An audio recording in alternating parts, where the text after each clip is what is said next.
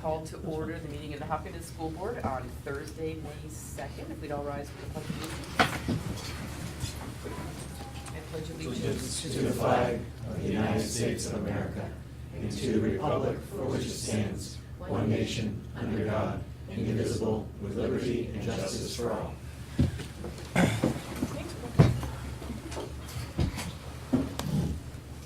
All right, do we have any additions or deletions to the agenda this We evening? do. We have quite a number. We've been working since it was sent out on Monday. So we have a combination transfer new contract for a third grade teacher. We're going to address that. I'm going to provide an update on kindergarten enrollment because that impacts the third grade. We're going to do an update on second grade enrollment because we're monitoring that. We have some additions to the spring sports Schedule B nomination. We finally staffed the entire slate. We have a nominee for the Maple Street School Wellness long-term sub position. We're holding firm there. We haven't had any babies yet there, so we like that. And then we have a world language nomination for 1920 tonight. Excellent. Thank you very much. And for those of you who are joining us, there are some revised agendas up on the music stand up there. Any correspondence? Just on to raise, I appreciate Mr. Kelly sending out. I received from Mr. Kelly the notice from U.S. News and World Report for 2019. And though it says it is is a recognition of a high school, we absolutely, and Chris and Rebecca would speak to the entire district, comes together. It's a culmination of 12 plus kindergarten and preschool. So Hopkinton High School, which means really Hopkinton School District, was ranked second in U.S. News Report 2019. And yes, for those keeping score, the other school that I used to work at, yes, is up top, and where I live is top. See, there's a commonality there, everybody. Let's recognize that. So congratulations to all, and continue the good work. It's nice to see. That's the correspondence. All right, and I would like to add one letter of correspondence that I'd like to read into the record tonight. We received in the last couple of days a letter of resignation from Aviva Nessler, our chair of the school board. I'm going to read this on behalf of the board. Dear Vice Chair, members of the Hopkinton School Board Superintendent and leadership team, please accept this letter as formal notification of my resignation from the Hopkinton School Board effective Thursday, May 2nd, 2019. It is my deepest gratitude and sincere thanks to have had the opportunity to serve with each of you and for our community. Due to personal circumstances, I will no longer be eligible to fulfill my role as chair or stay on as a school board member. I thank each and every one of you for your continued dedication to the students of Hopkinton. I wish you the very best of success. Yours sincerely, Aviva Nessler. Aviva's had to make the decision to resign from the board. We will miss her dearly. She has already stepped up to take on the role of chair this year and has done a great job and gotten off to a great start. So we will be discussing the steps moving forward to replace that seat with another individual in the coming weeks. The first order of business, of course, will be to name a chair and a vice chair. It is tradition, or I should say it is typical for the vice chair to take on the role of chair to fulfill the rest of that chair's term, and then a vice chair to be nominated from the existing board to fulfill the vice chair seat. So I would at this point like to nominate Matt Belanger to take on the role of vice chair. I've already talked to him. He's not getting this sprung on him at 5:34 tonight. Surprise! But I did want to recognize that we are grateful for the time that Aviva spent on the board and the work that she did in the community, and so we will miss her. But I'd like to nominate Matt to step up and take on the vice chair role, as I will take back on the chair role. And Matt, do you accept that nomination? I accept. Yes. Thank you. Second. Second? Yeah. All in favor of Yeah. those voting board members that are here? Yeah. Aye. Great, and thank you, Matt, for stepping up. So we'll be discussing in the next couple of weeks the steps that we'll take as a board to replace that seat with a new member of the school board going forward. So thank you for letting me share that tonight. Thank you. Appreciate your service once again as chair. And Matt, thank you. At this point, we have in the packets a couple of sets of meeting minutes. I'll take a motion to recommend the Hopkinton School Board accept the minutes of the regular board meeting held on April 18th, 2019. So moved. Second. Any further discussion? All in favor? Aye. Any opposed, motion carries. I'll take a motion for the Hopkinton School Board to accept the minutes of the Hopkinton School Board meeting of the non-public session of the regular board meeting held on April 18th, 2019. So moved. Second. All in favor? Aye. Any opposed, motion carries. At this point in the meeting, we have our first round of public comment. Thank you all for joining us. It's not so great weather tonight again. I'd invite you, if you would like to come to the mic and provide any comment. You can bring that little peanut right up to the microphone. And provide any comment to the school board. We'll have another opportunity toward the end of the meeting as well. So if any of you would like to come up, great, thank you. Hi, Rebecca Betancourt. And I just had a question. I'm just going to look at my notes here. I'm a little bit of mommy brain, so. I just had a couple questions about the possible teacher for second grade and where we are with that. Maybe you're going to talk about that. I didn't see anything. We are. Yeah. Can I ask the questions before you get into it? If Or you should you want know me what to would be wait? helpful for us if you could just provide a little bit of comment as to the information you're looking for, and then let us go through with the rest of the business of the meeting, and then hopefully those questions will be answered at that point in time. Okay. And if they're not, feel free to step back up Okay. and clarify. How's that? Okay, great. I was just, some of my concerns were how many students in the first grade now, not how many, but is there a large number that that are referred to student support, to the student support center? Is it a large number in this class, or is it pretty standard in each class? I don't know if you do that. Yeah, go ahead. Should I ask, I'm sorry, should I just Steve's like, going to really cover the second grade everything? situation in a fair amount of detail as far as where we are with all the numbers. So if you have some things, if you could say, could you address the number of students? Okay, When you thank you. provide your comment, that'd be great, instead of answering questions okay, right now. perfect. Yeah, if you could address that, as well as what the different class sizes would look like with the student, with the different configuration of the students, as well as when you'd be hiring and where you get the number from, like if you're looking at 24 and where that comes from, and why we do it now versus August, or how that planning comes into it. Okay, Perfect, and I think you will get most of your answers coming up. How's awesome. that? Thank you. Everybody all set for right now? Excellent. Thank you for being here tonight. At this point, I'd like to move to comments from the Hopkinton School Board. I'll start down there with you, Sam. Just Counting down, wait, how many days? probably 28. There you go. Probably. Excellent. Probably. Don't remember And the day exactly. after I think we're decision right day. around there. Now that I'm committed to a college, it's all kind of just. That's good. I'll be going to Carnegie Mellon. Congratulations. I just like to mention the write-up about Hopkinton school sports in the Concord Monitor recently. We really have a unique sports program at the high school, just such a high percentage of participation and a really high concentration of talented students in the program. And I think that it's something that's really important to our schools. Thank you, appreciate that. And Norm? Yeah, sure, I'll go. So I had the great experience of meeting with leadership last Friday. We did a great tour. Thank you to everyone that I met with during that week. That was great. They gave me a great tour. Steve, thank you for making it happen. Good lunch, too. Yeah, good lunch. And it was a great experience to kind of meet with them. And I look forward to meeting with them in the future, just, odds and ends stuff we talked about. Had a great time at PTA last night. We had a good little discussion about Fun Fair coming up. So it's coming up next weekend, so they're looking for volunteers, hints for getting some water on your head. So I'll be in it, and I think, Bill, you're gonna be in it too? Hey, listen. Yeah, we'll see. So that's coming up next week. It's good for a great cause. And congratulations on a still undefeated season to the boys and girls lacrosse team. And lastly, about Aviva, I'm sad to hear that. I learned a lot from her being as a public, in the public and she did a lot for the school board. And I want to say thank you for everything that she's done. And she will definitely be missed. Yeah, thank you. Jim?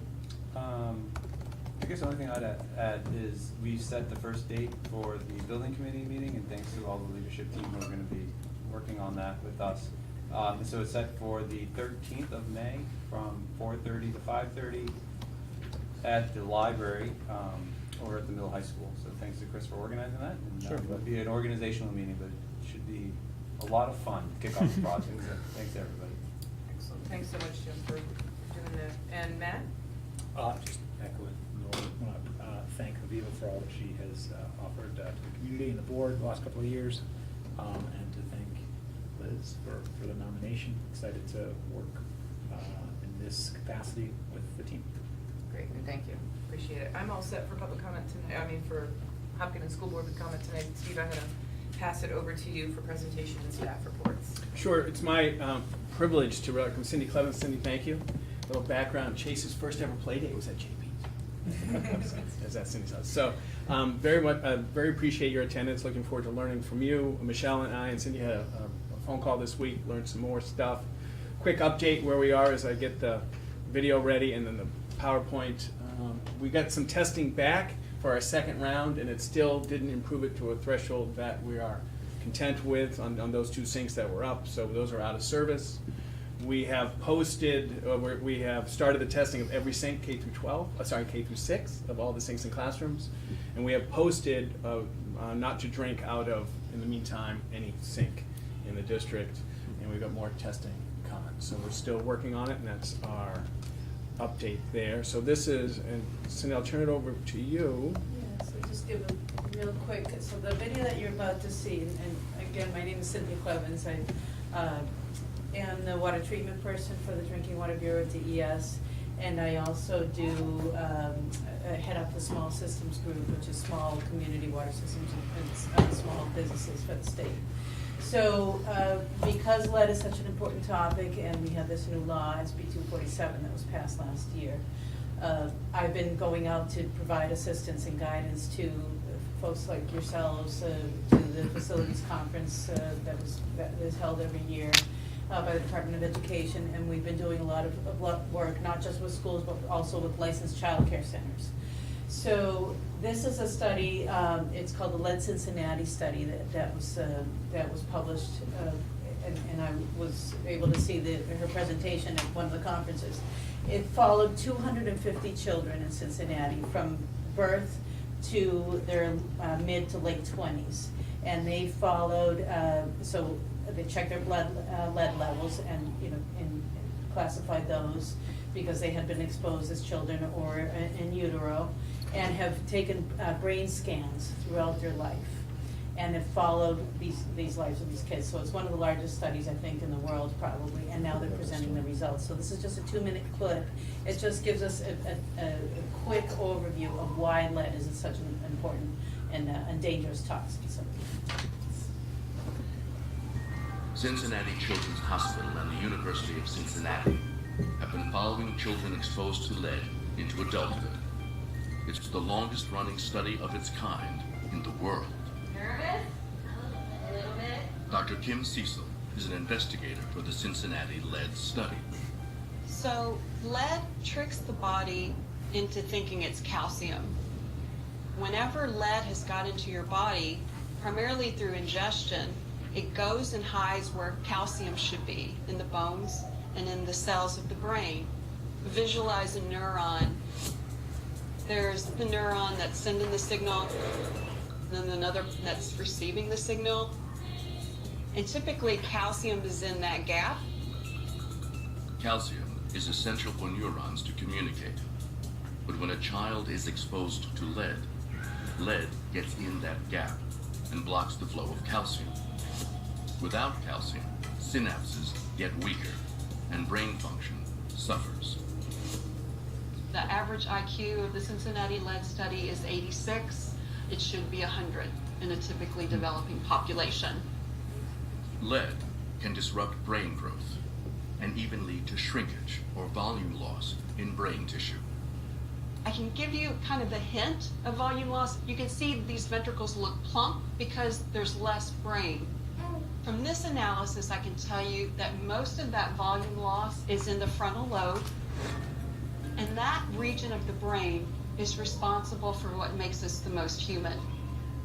It controls our decision-making, our ability to pay attention, our ability to plan, to make judgment, to evaluate rewards, all the things that we need in life to be successful.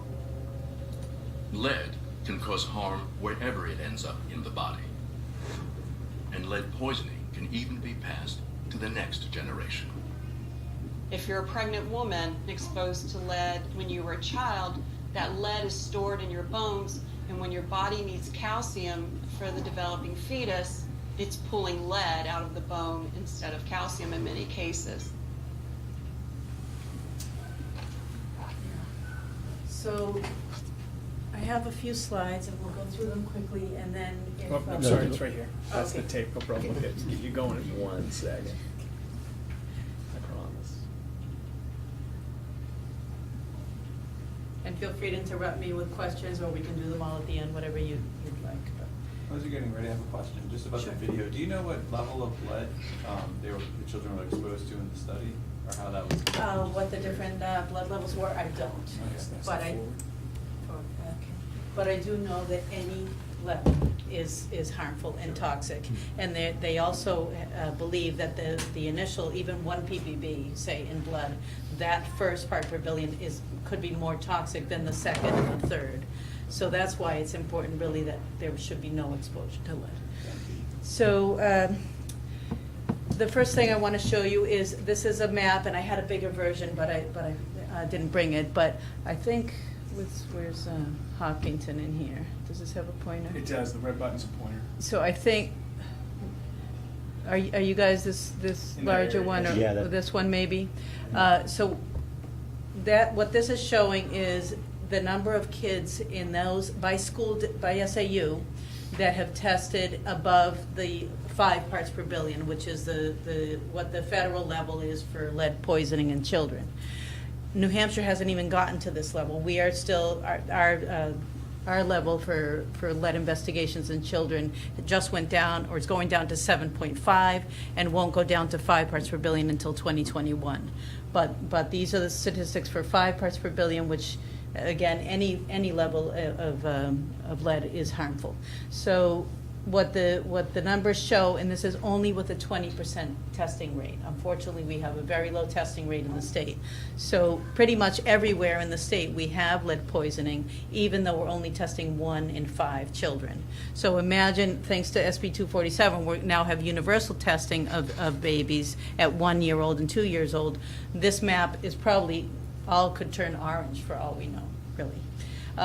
New Hampshire does have a very high rate, like twice the national average of lead poisoning in the state. About 37% of kids in school have lead poisoning. And this has implications for our special education budget, for your behavioral issues, just a number of repercussions. So just a quick, what you heard in the video is that the body has really no use for lead. It causes a number of issues. It attacks pretty much every organ in our body. So there's really not just a physical damage, but also with behavior issues, with learning disabilities. It affects, as you heard, our decision-making abilities. So it makes us actually more aggressive in our behavior. And that wasn't in the video, but it did say that boys are actually more affected than girls even. And that's very concerning, because I have 2 boys. So want to make sure that just a number of issues. So for general information, no level of lead is acceptable. And as she showed in the video, they now know that it is affecting the gray matter in the frontal cortex of our brains and of children's brains. So the last thing on the Cincinnati lead study is that since they followed these children into adulthood, they can now show a correlation between the number of lifetime arrests in these kids, and it is correlated with their blood levels. So the aggressive behavior is not just a minor thing. It has led these children into additional problems that have been translated into higher lifetime arrests. So where is the lead coming from? all of the lead poisoning in New Hampshire that we know of so far is coming from paint. And that's because we are one of the original colonies, and most of our housing stock is very old. So close to 60% of our housing stock was built prior to 1978, and the U.S. is one of the last countries to ban lead paint. We did not ban it until 1978. So the first thing is to communicate, if you can, to your parents to test lead paint at home, because we want to prevent any dust, any speck of dust. The paint doesn't have to be peeling off the porch or the ceiling for it to be toxic. When you open the window, even that little bit of dust can poison a child, because they are at this level. And leaded paint, actually, that was one of the advantages, that it's very dusty and dries quickly. And so those characteristics also make it very likely to poison a child. About 1/3 of lead exposures we know come from home renovations, so that's important for parents to know, to have safe practices when any work is done at homes. But of course, I'm not here to talk about paint. Really, my business is about drinking water. So where does the lead come from drinking water? Well, we also use lead piping at the turn of the century, from about the 1910 to 1930s or so. We put lead piping in the service line between the water main and the home. And a lot of our water systems in New Hampshire have replaced at least part of that service line. The communication that we now need to do is to homeowners to say, do you have a leaded service line coming into your home? And so the DES is working on a small pilot project to teach, it's a 10-minute video to teach homeowners to test the lead coming into your home to see if it's a leaded pipe, to test the pipe coming into your home. So where the water meter is a simple test that you can do. You scratch it using some gloves, and this picture should have some gloves on it, so you don't contaminate your family, or you get it on your clothes. If it's shiny when scratched, and then doesn't attract a magnet, it's non-magnetic, that could be a lead pipe. And it looks it's not a straight pipe, it's malleable. That's another characteristic from lead. So number one, it could be in your service line. We also used lead goosenecks that was between the water main and the service line, just that little bit of connection. We used lead as well because it was flexible. And even that little bit of lead could be accumulated in the piping, in your plumbing at home, and still be leaching years later, even if we replace the gooseneck. So that's about the service line, and this picture shows that where it comes up to the property line, the utility often has changed that portion, but we have not changed the last portion into your home, possibly. The second part is if you have galvanized pipe in your home, and there was at one time any lead upstream, that galvanized pipe behaves just like a leaded pipe. Because if you've seen a galvanized pipe, it accumulates a bunch of scale on the inside. Well, that scale has lead accumulated within the calcium and the magnesium, and that continues to leach lead as if it was a leaded pipe. So second thing is galvanized pipe. And the third thing to know is that plumbing fixtures, all the way through just 5 years ago, through January 4th, 2014, could have up to 8% lead, because that was part of our code, and that was a certified fixture for drinking water was permissible to have up to 8% lead. So that's why our first step in remediation has just been change the faucet and let's get it to a low lead. As of 2014, the new leaded content is 0.25% on the wetted surface area. So I understand, maybe you told me about this, so the manufacturers are now making longer, bigger faucets so they have more surface area to meet the 0.25%. Not the intent of the change. The intent is to get rid of the lead, but of course, business is business. We're trying to meet the standards. So just so you know that even, please test your own home plumbing, because you could have leaded fixtures. So the exposure is 0. That's our goal, because there is no safe level of lead. And the way to do that is not only test at each of our homes and in wherever kids are drinking water at daycares and at schools, but also to flush the taps So do not drink stagnant water, because lead and copper take time to diffuse into the water. So when it sits overnight for a period of time, that's when it accumulates the metals. So just the action of flushing your tap every morning is a good thing. If nothing else, please go home and start that practice as of today, to flush your tap every morning before you collect the pitcher for your coffee or for mixing the orange juice, whatever. So flush your tap every morning. Test at your house, whether you're on city water, town water, or on your own private well, because remember, this is coming from the plumbing, not from the well itself. And then if you have infants and young children, really it should be less than non-detectable. And the detection limit at most of the laboratories is 1 part per billion.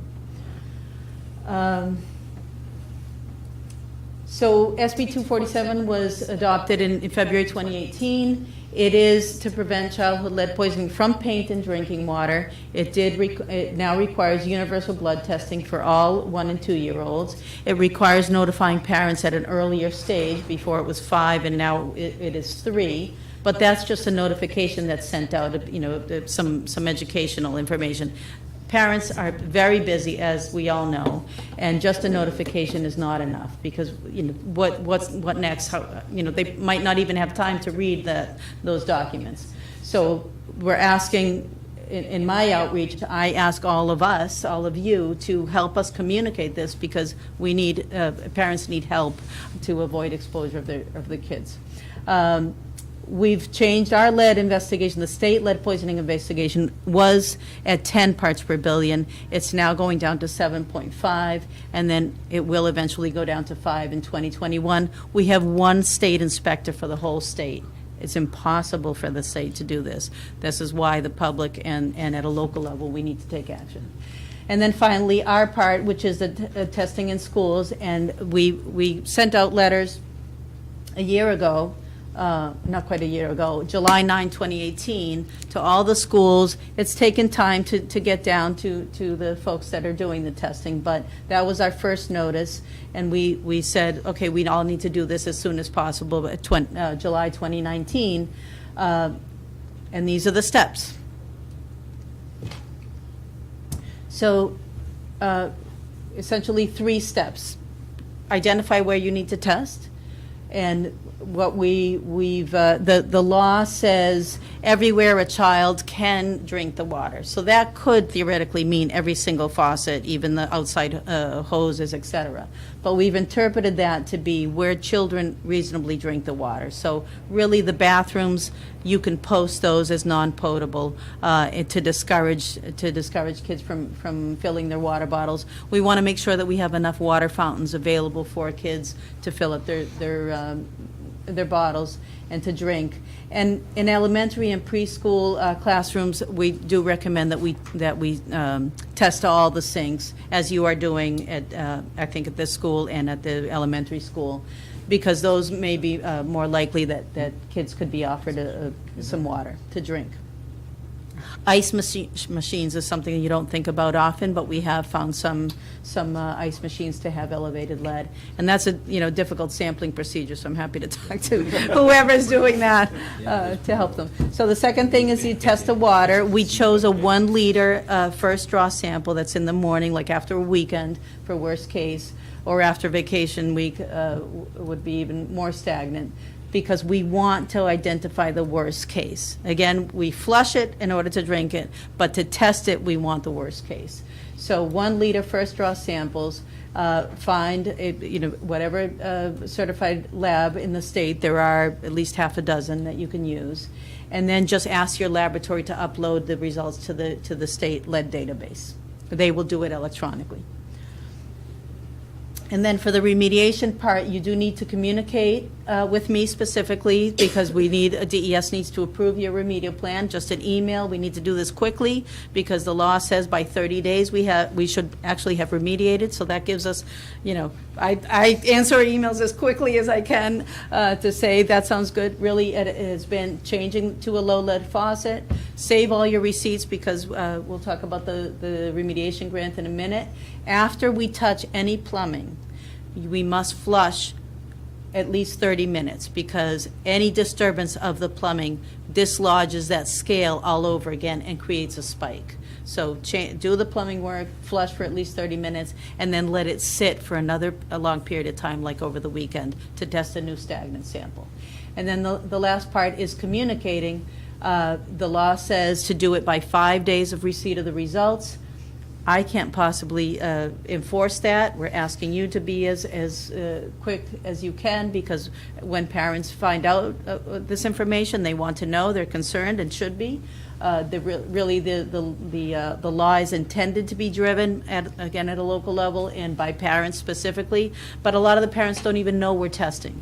So thanks to the fact that we have some parents that work at DES, they are asking, we are all asking in our respective schools. And by the way, Bow School Board hasn't invited me yet, but now that I can say I've been to Hopkinton, I can say, Bow School Board, please invite me. So we're trying to reach out as much as possible to, and in your circles, whoever you can communicate, that would be great as well.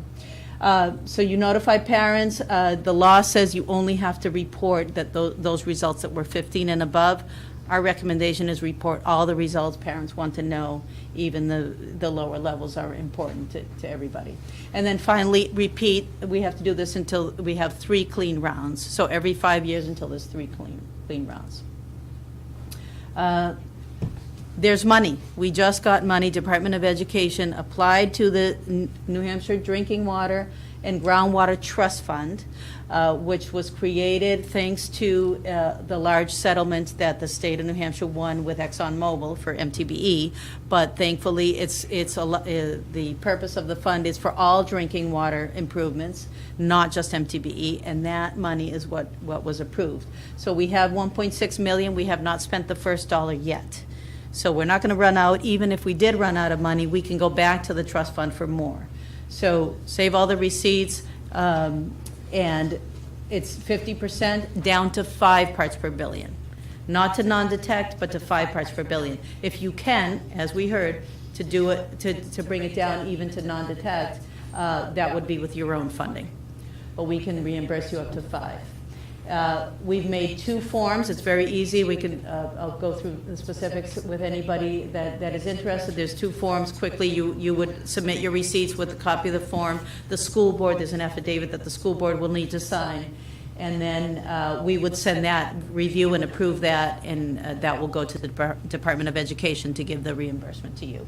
And it's retroactive now. We just got approval to go retroactive to May 2016, because that's the first time that we put out a letter to all schools and child care centers to start this process. It was predated the law. Last thing is a web search for NHDES lead in drinking water. NHDES lead in drinking water will bring you to our lead portal. We have fact sheets there. All the data is being posted there, so if parents are interested, and you know, rather than, you can point them to your website, of course, but you can also say if you want to see other schools and daycares, that portal is live and updated about every few days that we receive data. The grant forms are on this page as well. And I think that's the last that I have. So spread the word. Thank you very much. Help us test, paint, water, and children's blood levels, and help us take action so that we can prevent this. This is completely preventable, but once a child is poisoned, it is irreversible. Thank you. Thank you. Thank you. Questions from the board for Viva at this point? And then I'm going to actually open it up to the Yep. community as well. But I have a couple, but I'll let you guys go after my first one. Back to the grant. Correct me if I'm wrong. You can only apply for the grant one time. It doesn't say that in the memorandum because of the paperwork, but you could apply, but really we're asking you to do it one time to make it, because there's 612 SAUs, and not all there's schools within the SAUs that are not able to do it together. So to reduce paperwork, we beg you to do it one time. Is that correct, Emily? Yeah. You mentioned it was one submit for.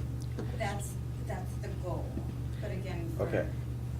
It's not a hard, fast rule. We're asking you to do it one time because Department of Ed has to go to Governor and Council every single time for the grant. So if you come back in July or in August to say, oh, now we did another few things, Yeah. you know, we would go crazy. Okay. Just wanted to clear that up. So please, yes, one time. So I'm just curious, why did DES choose 5 parts per billion if really the goal is to get to a non-detect? Why the standard of 5? It was in the trust fund application, and it actually came from the Department of Education.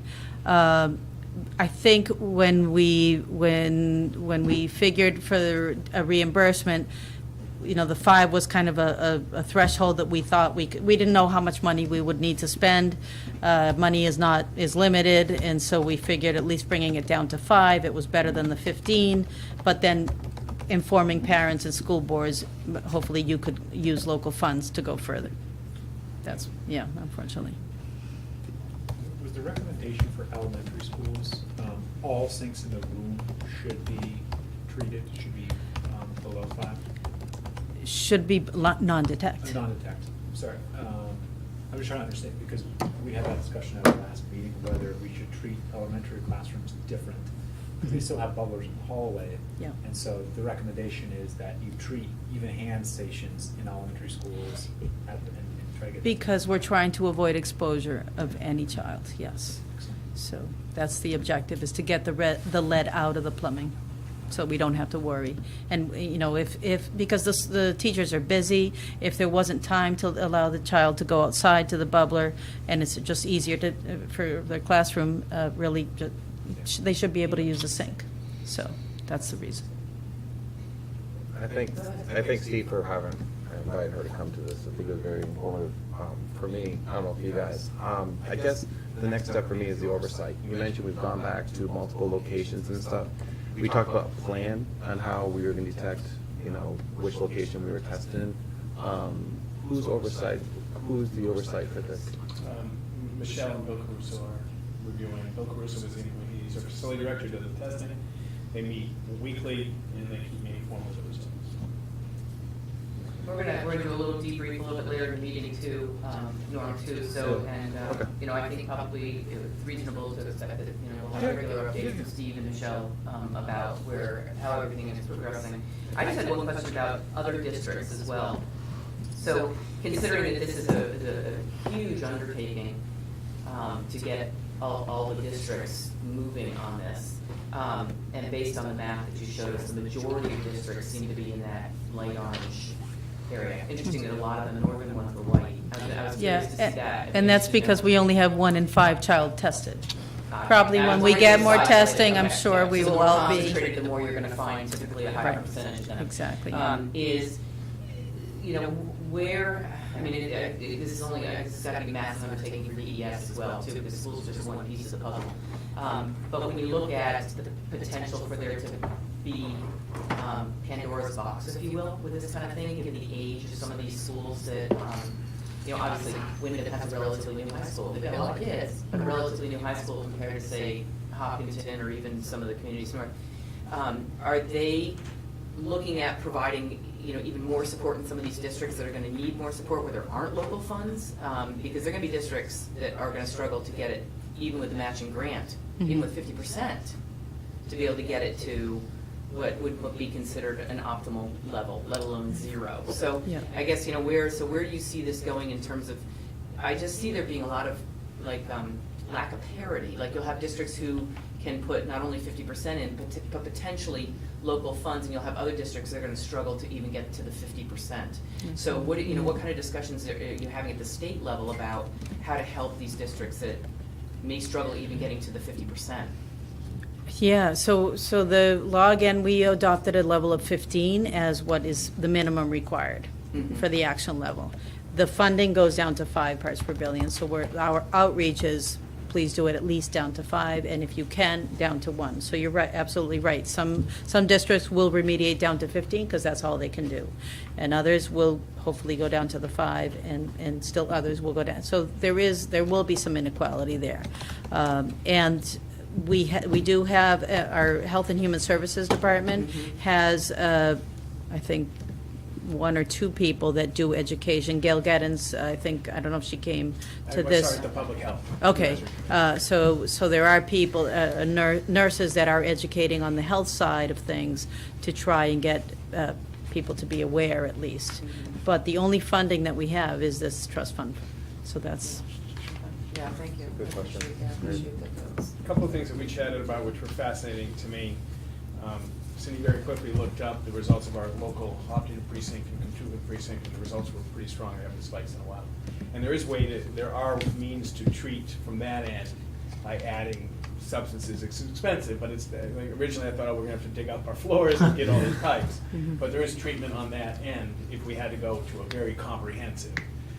But one of the simplest solutions of what we did is we have water off on our 2 sinks right now. I mean, it's not great, but at least we know it's safe. Right. And it's cheap. Right. That's not an expensive Yeah. solution. And we'll take a look at others and how far to go to the pipes. But there's also other mitigation on the supply end. I actually met with Kent Barton, who was the former precinct person. We talked about lead.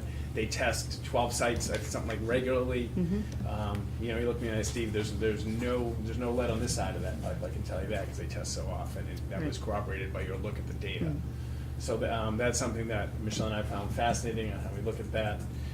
Learning about this, managing. Michelle is one of the most organized persons on the planet.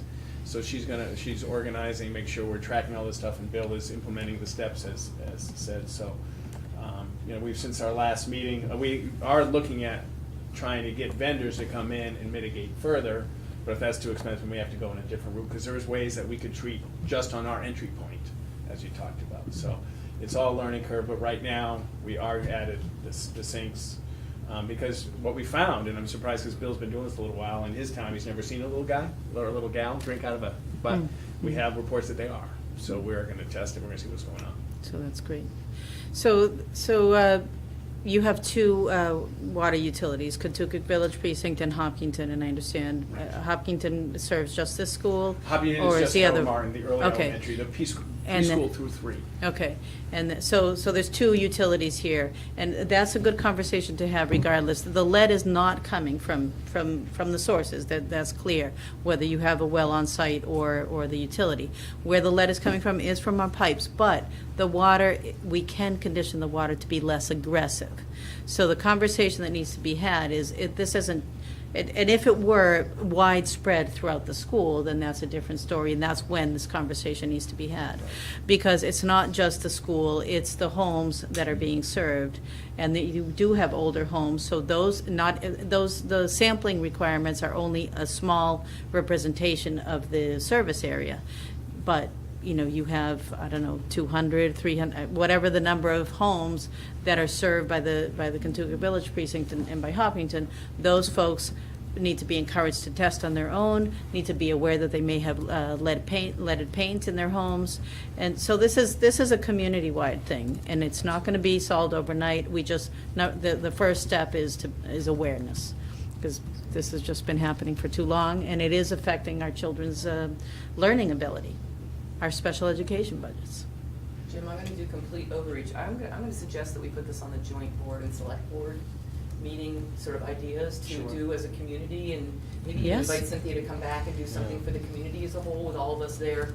So that saying that we've done this with the schools at this point, we've got the community to come and listen to what's been done so far and what we've learned from Absolutely. Yes, I think it might be good Like community people from the discussion. precincts too. Yeah, But- that's what I was Precincts gonna say, we should, because we don't, Yeah, the town it'd be doesn't good do the community water discussion. precinct conversation, so that I think we can Okay, invite the or if you reps. think there's a good form, a good way to do, I think it'd be a great community sort of education. Very good. Yes. Get everybody together. Yeah. And the water providers are very happy to engage in this because it's their objective also is to have safe drinking water all the way to the tap.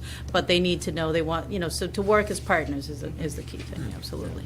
So that's And great. educate not just parents, but The other whole members of the community, the life absolutely. members living in older homes. Exactly.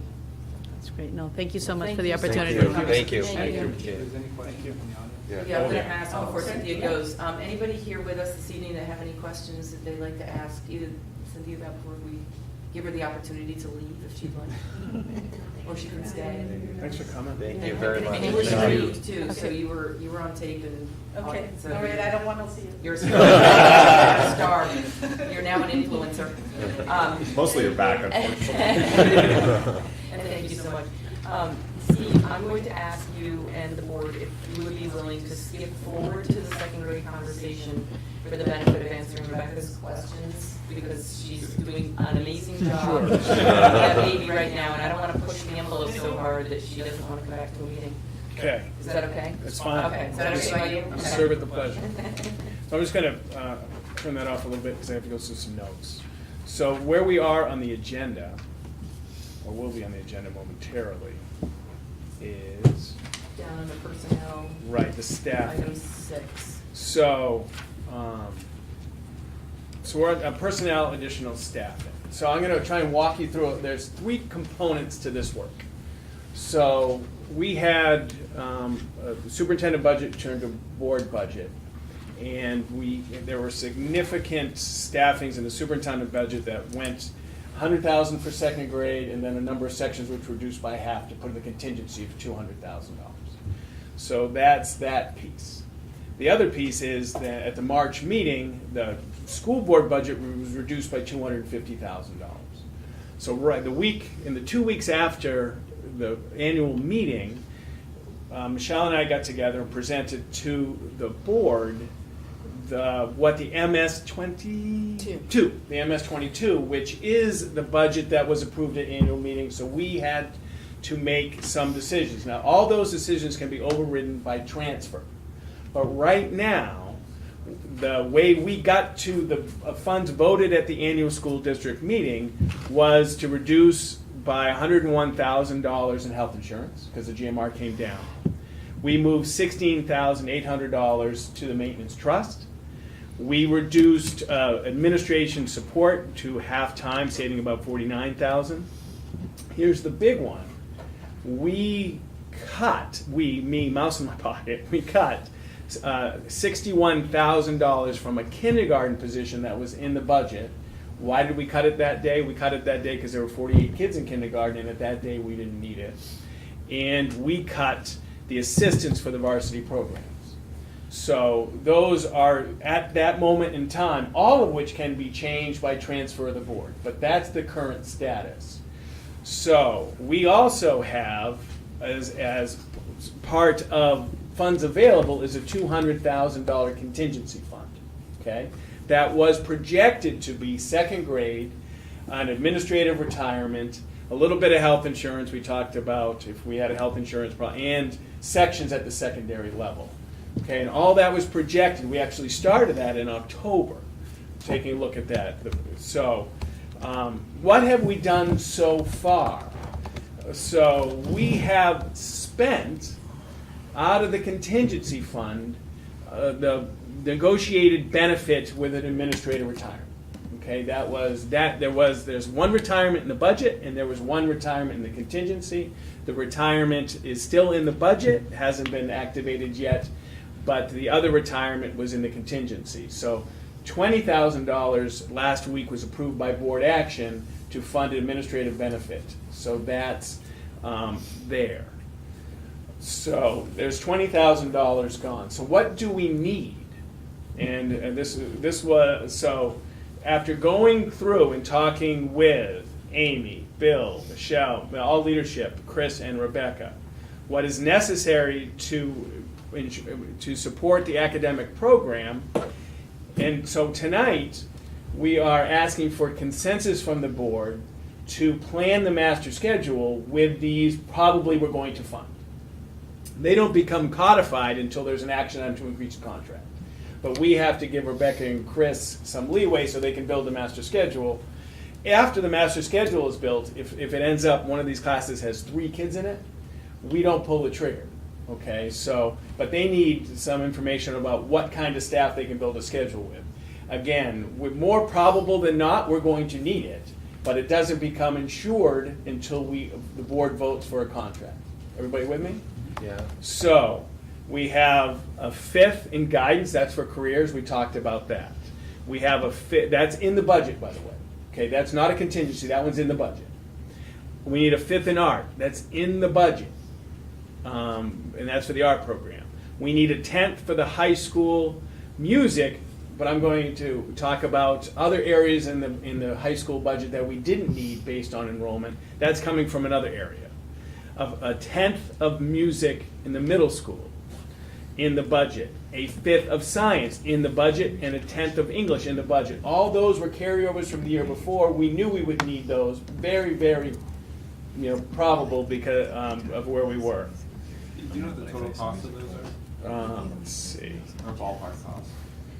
I can probably get it for you. Well, I don't have the ones that are in the budget, because I didn't put those in those documents, but. We typically do 20,000, 10,000 Okay. ish. Michelle hates the ish.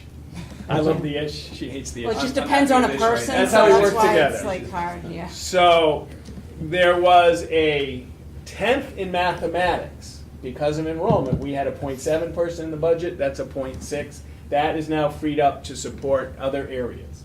There was a 5th in world language. That was in the budget. That was freed up in other areas. So a 10th of English we need, and a 10th of wood technology we need. And the music all comes not from contingency, we haven't hit it, from staffing and the other budget, the other area of the budget we don't need. Everybody with me? What do we need out of the contingency? So that's right, we had 180 right now. You with me? We've covered some, we've moved some shelves around, we've moved pieces around over here to fund over here. We need a 5th of science for physics. Not surprising, right? That was projected. And we need the halftime of kindergarten. And so here's the biggie. That's the big one. Is tonight, I'm asking the board to actually award money through the approval of a contract for 3rd grade. Now, why is that? So kindergarten, if kindergarten today was 48, then we wouldn't need, let's say it was 38. If it was 38, I'd be pretty confident we don't need that. We would have moved a kindergarten or somebody to that additional 3rd grade. That's why every time I talk about kindergarten, but it's really 3rd grade, because kindergarten we don't know, right? That's a very variable. So we cut 60,000. What is kindergarten? Kindergarten today is 63. That's 21, 21, 21. That is too large for kindergarten class. We talked about that. So tonight we are adding a 3rd grade, which is in the 80s. Those are 20s, 20s, 20s. We're not going to have, I can't support 28, 28, 28. So tonight we are taking about $61,000 out of contingency, and we're going to actually spend this tonight because we're going to award Meredith Post the contract. So that is now 80,000 out of the contingency fund.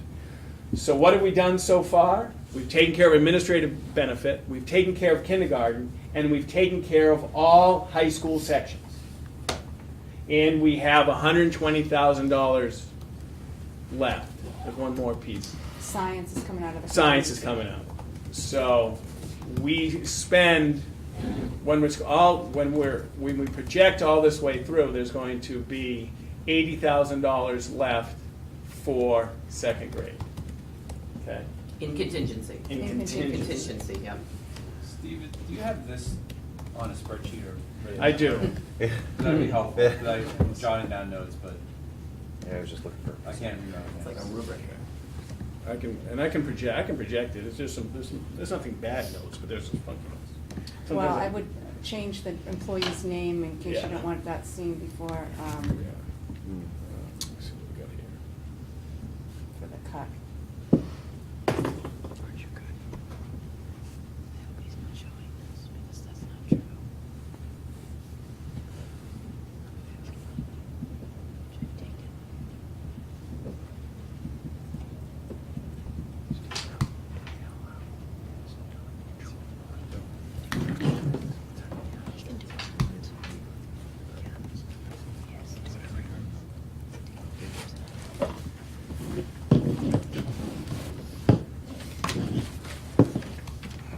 So this is what it looks like.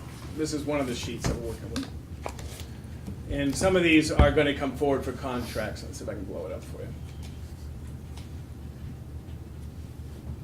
So Megan Easton's art, 0.2 in the budget. Bridget Gaddy, music, 0.1. That's about 8,300. That's coming from another area in the budget. Ben Levergood, middle, 0.1. That's in the budget. That's actually we already granted that contract last meeting. Science, that's chemistry in the budget. We knew we needed a chem. English, 0.1. So this green is contingency. The green is Oh, it's coming from budget, the other budget, sorry. On the other side, yeah. So- Can you explain what the other side is? Yeah, so Yeah. right here. So we had 0.7 math. We only need 0.6. That saves us 9. We are talking about reducing special education. That's just part of the discussions we're having. And then we also have world language right there, 12,000. Those are in the budget that we may adjust. Amy and I are having significant, meaningful, deliberate, purposeful discussions. Right, Amy? It's great.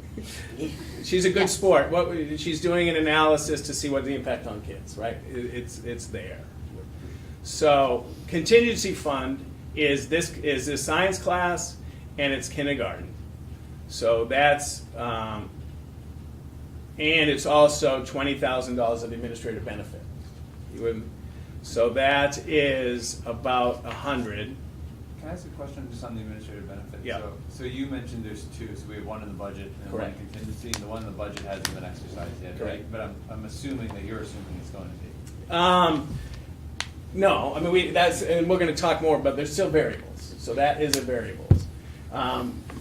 So there's what's going into all this is, for example, tonight we're nominating a German, a person to fill a German position. There is some changing in German. Not even German. Hi out there. So there's not, so it is such an inexact science. We're going to hire 6 or 7 people, and it's not going to be exactly the same values, right? So Michelle and I are trying to stay away from those because we can, if we're really transparent, real honest, there's usually a cost on this side where someone changed their benefits too. I can't just say we saved all this and didn't expend this. But there's things as we go along. We will know September 15th how we did on staffing. Right, we're going to have this place staffed, and we'll be able to, by September 15th, figure out if we did, we saved 50 or it cost us 50. So one of the things that the recommendation for me will be, after I talk with Chris and Dan, is to fund fall varsity assistants. So, right, we're still there. We can not fund them all yet, right? Fund as we go. And the next piece is there is a deadline on the other administrative benefit in December. You'll know. Right, so either it's pulled or it's not. You'll either have that money or not based on December. So how does this go into second grade? She's still asleep. You're So still doing great. we have after all what I'm asking you spent last week, what I'm asking you to spend tonight, and what we expect to spend on science, that section out leaves us about $80,000 unspent in contingency fund. But there are other funds, like an unexpended retirement benefit for an administrator as well, that we're not spending yet either. So it's not just that. So today, we have 66 students currently in first grade. We have one already registered, new student next year, ready for second grade. So today, if we were the first day of school, today, which isn't the first day of school, would be 22, 22, 23. During all the discussions, and knowing Bill, he looked up all the questions about the percentage of students with complex needs. I don't have the exact numbers. I would say it's not the grade level I'm most concerned about. How's that? But I'd have to look at data. It has never been projected to me, and sometimes grade levels are projected to me as one of high significant need. And second grade, through all the process, all the way through the budget, wasn't said, Steve, you really got to look at this as 4, because of that. So that tells me it wasn't a high area of concern. So the timing, we're closer tonight than we were 2 weeks ago. We know what the high school needs, right? We've crossed off some of the boxes. We didn't need, like when the budget was first started, we didn't need everything, right? The board did really well by the half ratio. That was a great decision by the Hopkinton School Board. The wrench that was the 250 cut. The $250,000 cut has directly impacted my life because now it's a lot more work working on personnel, and we're going to talk in non-public tonight about some people, some decisions we have to make about contracts, because this, as we start going, we start spending money or we start losing staff. So, and I said 2 weeks ago, Bill, and I was Bill, I would be advocating with the superintendent to make the decision as early as you can, believing that the pool was great. I said 2 weeks ago that we've done some things to build a bench, if you will, that supports some candidates. However, in full transparency, Bill and I, mouse in my pocket, all right, Bill and I, there is concern about the bench, right? Because everybody doesn't wait around for little Stevie Chamberlain to make a decision because there are other jobs open, right? So I'm not panicked yet, but we know one of the best things that we can do is hire wonderful staff, right? That's one of the best investments we can make. And it would seem a natural, in the longer you wait, the needle moves a little bit. I'm not panicked yet, and Bill's sleeping all right. But we do know now that after taking care of all the high school, the administrative benefit, that we have $80,000 there. It's not bad. I mean, I'm not in a bad mood about this. Can you fill in the blanks for me? The third grade is, enrollment is what now, the third grade? 80s. 80s? 83. 83, second grade? Right. Well, next year's third grade, 83. Next year's second grade today is 67. Okay. And then first is 66? Kindergarten is 63 at the moment. Yeah. For kindergarten for next year, 63? It's actually both, this year and next year at the Look at moment, that, even 63. Steven. But it's going to go up from 63, I'm sure. Right. But And NESDEC said we were going to get to 70 for second grade. That's why I put it in the budget, because I have developed faith in NESDEC over the last 2 years. Same thing with kindergarten. That's all. I mean, so the question, what's the limit, right? That's a good question. When do you pull the trigger? When would we do it? I am not, because we now know where the high school sections are, I am not opposed to taking a look at posting this sooner rather than later, because I feel pretty good that we don't need another teacher at the high school, right? So there is some 80,000-ish in this account for this value is a good place to start. And we can probably get through almost everything, except we'll talk non-public about an issue. But we can fund most of our program if we pull second. But where would I definitely do it? I would not be comfortable with a class more than 24. So 24 is 48, and 25 is 73. Yep. Is that true, Matt? That's true. So 73, I would not, and I'm not comfortable with any class more than 24. I can do it now. 16, I did 16, 17, it's 17, it's 16, 16, 16, 17, I think. Where are my notes? For kindergarten. If we go 3, it's right here. Oh, you can't it's see it. 16, 16, 17, 17. Yeah, that's what If it we go is. 4. See, I did this out. Look at all these notes I take. You guys get to see behind the curtain. 17, 17, 17, 16. If we go 4 right now. Is that right, Bill? It's 16, 16, 17, 17, I think. If you count. Well, no, you're right. 67. 67, you're right. So it does not kill, it does not offend my sensibility of not having because look, sometimes I get spicy and saucy with these guys and say, this means we're not getting a social worker, this means we're not getting a curriculum director, this means we're not getting building level, like I get saucy with you guys sometimes.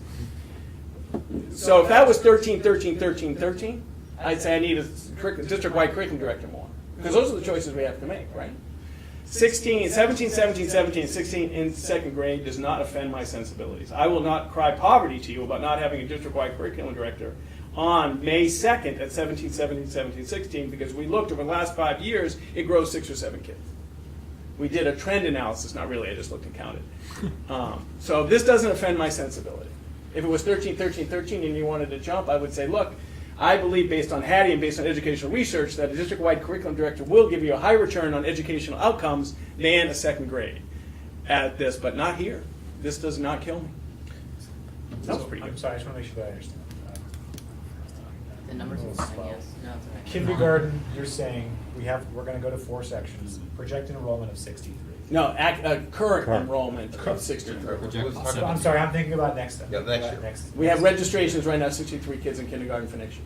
And so, again, thinking about 20, we've got 4 sections of first grade, projected, well, whatever, 63 is the number. Right now, but that will grow.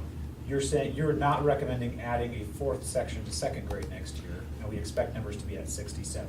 Is that what I'm understanding? I am, I am 52-48 in favor of a second grade right now. Okay. I'm leaning that way because right now it's 17, 17, 17, 16, and I just had a discussion with a second elementary school principal who said, Steve, second grade's really important. That was you, by the way. See, she's... Thank you, Dean. So 17, 17, it makes me 52-48 because it's May 2nd, and if we do it now, we get we have a more insured pool. If it was 15, 15, 15, 15, I probably wouldn't, because I could make an argument to you that those that source of resources could be better allocated somewhere else. So I am 52. I'll go 53-47. So based on that, you're saying it might be good to add another second grade? We're getting close. Yes. Okay. When would we decide, as a board, the time to post in order to make that happen? If you are comfortable with 17, 17, 17, 16, and you are not comfortable with 22, 22, 23, you can charge the superintendent right now. If you want to wait 2 weeks and see what's going to happen, that's fine. But I mean, the enrollment, we're always getting updated, right? I mean, so. yes, I will update you on second grade. Probably you don't have to do kindergarten much anymore.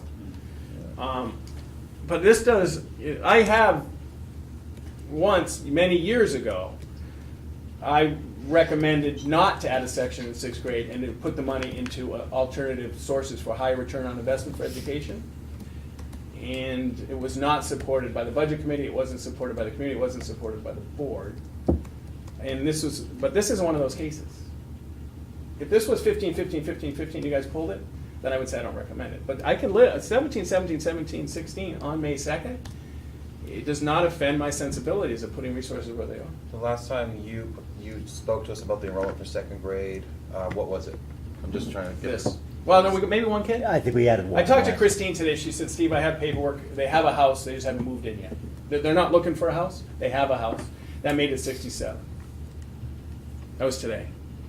I mean, and then I'm just asking more questions, sorry. I mean, maybe you guys know, where's the studies with a larger classroom at that age for second grade? Like, how is that for? Magic number? Well, I mean, you go from, 22, 22, 23 at second grade is. There's one report that everybody quotes out of Tennessee called the STAR report, and it is the class size report. It's not the report, right? What's Yes. that? Different than our assessment. Right. So that was a longitudinal study of class size in Tennessee. But as I read the report as a budding graduate student, it was not like communities. But what people typically come to this meeting tonight and say, Steve, the STAR report, so we know the class size is better. Now, John Hattie, who's the guy that and this is leadership teams, well, Steve, you're all over the place on this. The greatest impact on educational achievement is pedagogy. It is magnificent instruction. If you are a phenomenal teacher at 75 kids, that's better than a mediocre teacher at 50 kids. So the greatest thing is pedagogical choices and skill and expertise. However, this is second. That was a middle STAR. STAR, by the way, was middle school. It wasn't early elementary. Early elementary, second grade. I always go.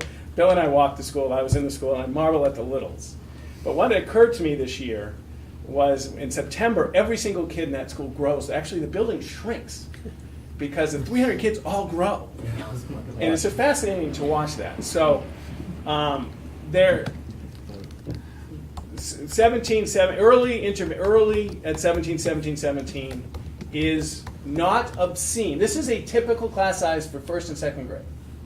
24, if we stayed to 24, 24, I could ask Mr. Carosa, we have never had an average class size of 24 at second grade since you and I have been doing this in 20 years. I guess This is 6th grade? Amy and I, she'd be more cranky at me. I guess I just don't want this board to lose its window being able to post if it increases. Does that make sense?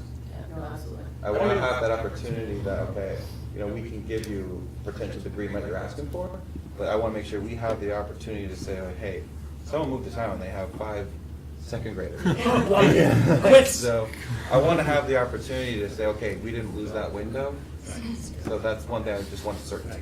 It's an inexact science. I was gonna say, there's no certainty, that's one of the things. I can tell you, Chris specifically worked incredibly hard, that he's sent me one applicant last week that we could offer a contract before the contract was due. That was Merrill.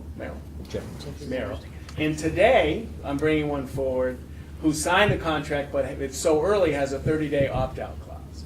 So that's really good work. That's something we try hard as a leadership team, is trying to get the contract to them before they sign the contract. Otherwise, I have to call up a soup and say, we'll let them out of this contract. And the words we don't like to hear is, you can have this candidate when we find a suitable replacement. Now, most people, to be completely frank, I don't worry about it until June. So if someone signs a contract and they call and say, we're out of the contract, we let them go, and no problem until June. And then it depends on specialty. And I'm not trying to be subjectist, but if a chemistry teacher wants to get out of a contract after July 1, it's suitable replacement, and it may take a year. We've had the most we ever had. We hired someone when I was a assistant principal. They wouldn't let them out of their contract until December 1st. Math teacher, we didn't get to December 1st, and it was a miserable experience for everybody, myself included. So, again, this is all projection, and nothing happens until you commit it to a contract. You could say post it, anticipated opening, see what we get, start the process, and we can tell the candidate right now, right? But if it comes here and it's an action item, and you vote for it, that's when we've expended those dollars. Tonight, it's $61,000 of IE kindergarten.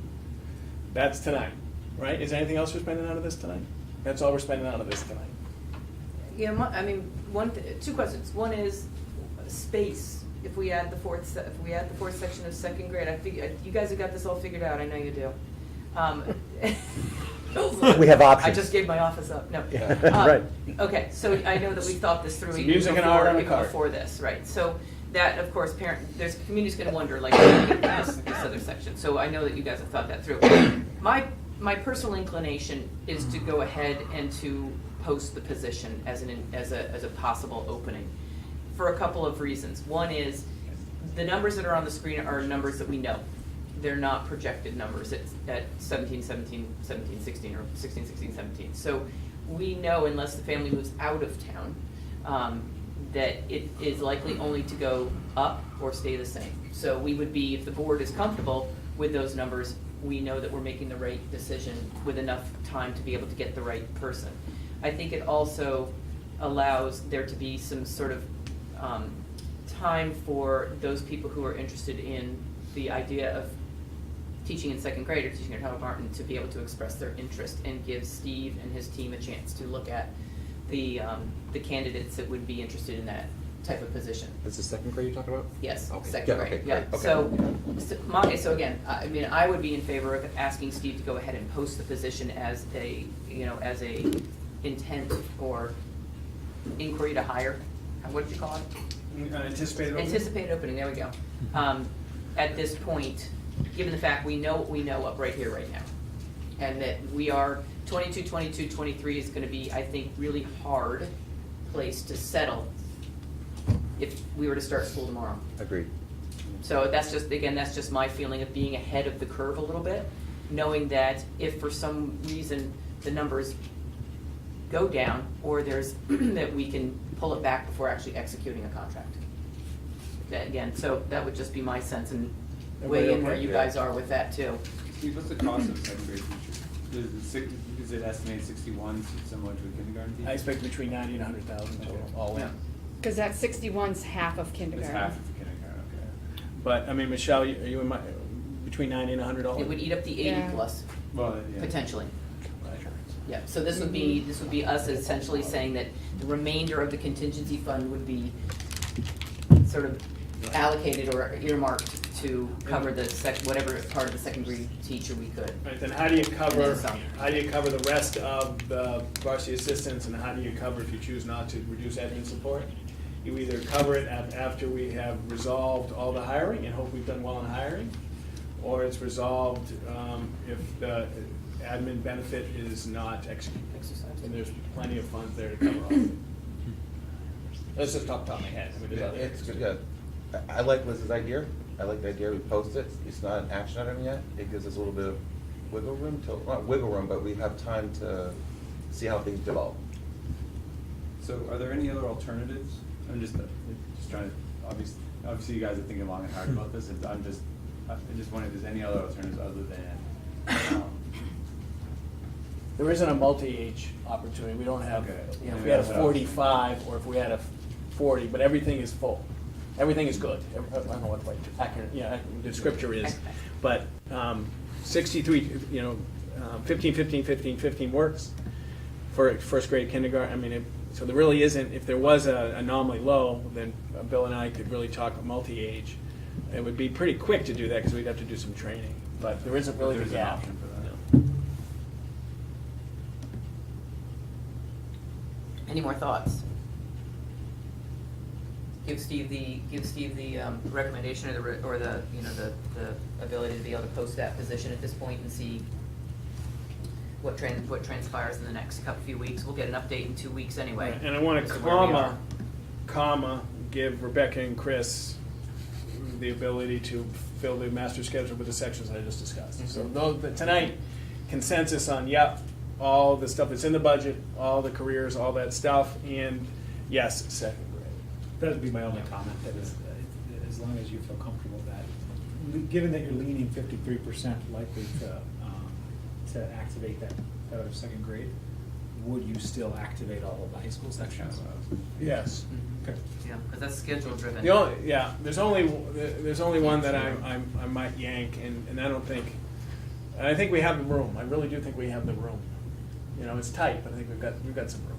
So the only changes that potentially could happen would be a section would be pulled back if they didn't have the enrollment in that particular section. Correct. Again, Yeah. right, we're not. So, because it's not a final schedule. Exactly. Yeah. After the master schedule, we Yeah. look, and the best that Rebecca and Chris can do is 4 people in physics.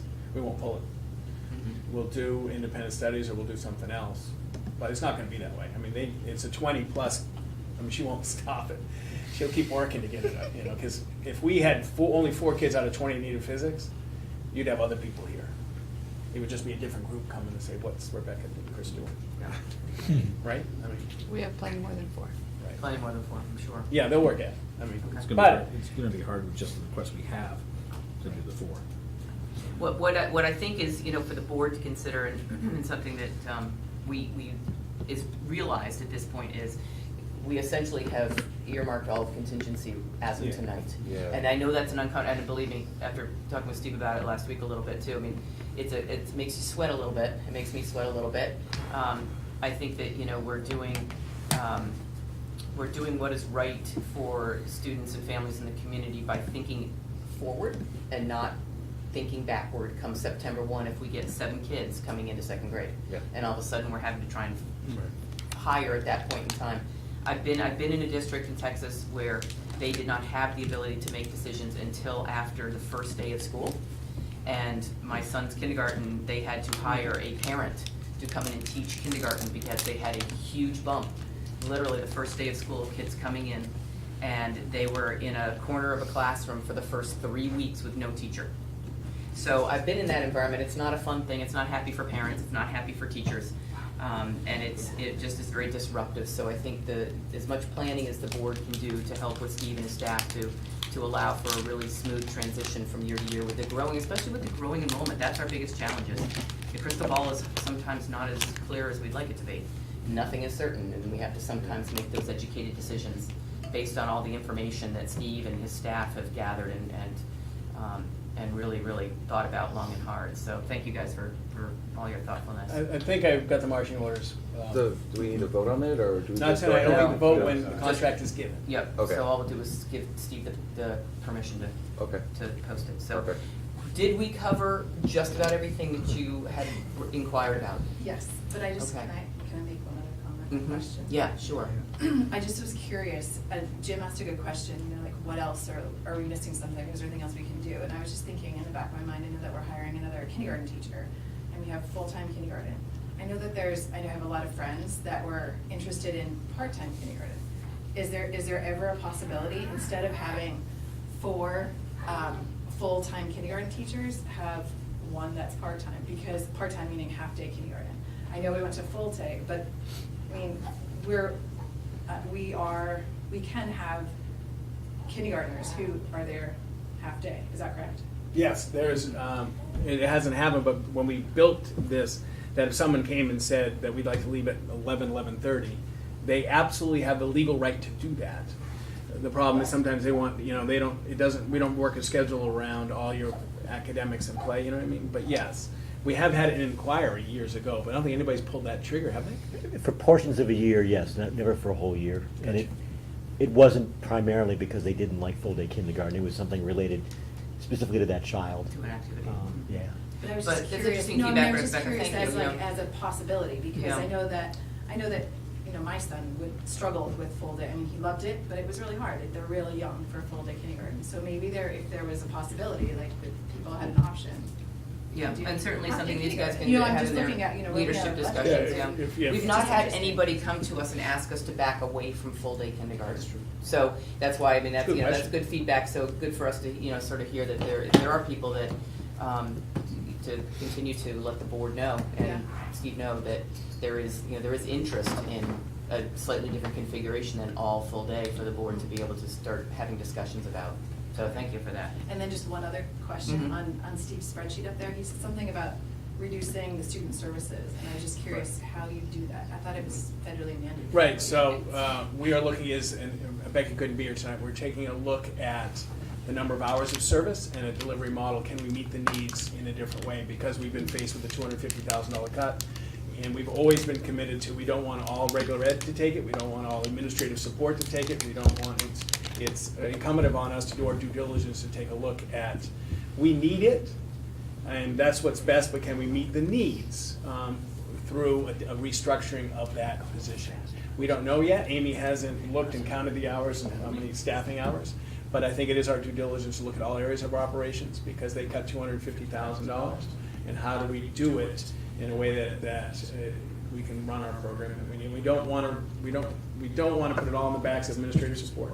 We don't want to put all the backs in regular ed, special ed, or all in athletics. So we're trying to take a look at it. It's our due diligence. Thank you. Thank you. Thank you for staying. Guys, can you put that spreadsheet or a version of that spreadsheet in our Yes. in our Google folders? Yeah. I get asked questions that I sometimes Happy to. often don't know the answer to, and I think that would help. Refreshing would be great. Yes. And we can, without question. Do you think in the future we could have that in advance so we can see it up close, if that's possible? Sure. Yeah, that'd be. It changes I'm just daily. writing my- I know, I'm just writing all my notes down. Right? It actually, it did change It today. changes daily. Does it? Yeah, and I guess I gotta get used to, because you guys have asked, that's a recurring question that's kind of new for me. So I'll try to adjust, you know. Thank you very much. I live in the issue world, you guys actually want to know numbers. Cut out. Well, I live in the issue world too, but having an ish to refer to is really helpful. So Okay. I don't need perfection, but I got just it. enough info. I got it, thank you, and I will work on improving and making sure, try to make sure you're prepared for all this stuff, I'll be better. Thank you. Awesome, and so, and thank you for moving all of that up. We'll move back now on the agenda to the building administrator reports. You want to take over for that? Is that- Sure, and thank you. So this is basically a revisit, and thank you to Chris, to Amy, and Bill for submitting reports. It's going to be, the district-wide will be June 2nd. They submitted lengthy reports, and certainly we knew that tonight was going to be a big meeting. So, Bill, we'll start with you, but if there's any questions for Bill, we're trying to keep this pretty I'll tight. be real quick. I just, one thing to add to the part about complex needs, and you know the journey we've been on there. It was kind of neat. I got a call from from Owen, the principal in Dunbarton. They're starting to see some things percolating, and he's contacted Bow Elementary as well, so they're going to come out and visit. It was very useful for me to talk to Owen on the phone for about half an hour, because it sort of revisited the journey we've been on the last 3 or 4 years. So it'd be good to share some of the things that we've learned the last few years, because we're not there, but it's certainly better, a lot better. I think mainly because of great staff, as I mentioned in the report. So and it'd be kind of fun to invite some people in and hear their views too on where, because I know Bo is dealing with many of the same issues that we are too. Questions Outside of from that, the- questions? Or? No, I think you answered my question a little bit on the space thing. That was one of my questions Yes. for tonight a little bit was. Right. Amy, you're up. My board report talks about this is a busy time of year for a lot of kids, for parents, for adults, teachers. We're engaged in a lot of things here at Maple Street. We have transition in 3rd to 4th, and then we have transition out 6 to 7. So we're engaged with a lot of those activities, looking forward to move over days and things like that. If you haven't had a chance to peruse the garden, either before or after the meeting, we had about 50 kids out there this afternoon. They've been meeting Thursdays after school, doing a lot of different activities, and pretty soon it'll just be great. So I invite you to come by and visit. Questions for Amy? Thank you. Mr. Kelly, Ms. Gagnon. Nothing new to report. It is a busy time of year. You heard Steve talk about jumping into the master schedule and getting that underway so we can get at least draft schedules out to our teachers and to our kids before the end of the school year. Sam mentioned the article that was in the Concord Monitor. I thought it was a great article. And just to kind of be talking about where we're headed in our sports world. I mentioned the Celebration of the Arts, again, and just another wonderful community event that highlights the wonderful work that our performing arts and visual arts teachers do with our students on a daily basis, just to see how well they perform. It's just a packed event. So we're full steam ahead, getting ready for graduation as well. It's a busy time of year. Working with, as Amy talked about, just that end of the year transition. It's hard to think, but we're only 6 or 7 weeks away from the end of the year, but we're already preparing for next year. So just a lot on the plate. It just doesn't slow down. But we have a lot of different areas of support to make that all happen. So we're moving forward. Questions for Chris? Thanks for working on that master schedule. It's a long way from the yellow stickies. Remember the days of the yellow stickies? We still like them. They're still around, huh? Yeah, they're still posted. Still Post-its everywhere We sometimes gotta keep once in them a in while, business. right? We'll keep rolling? Yeah, please.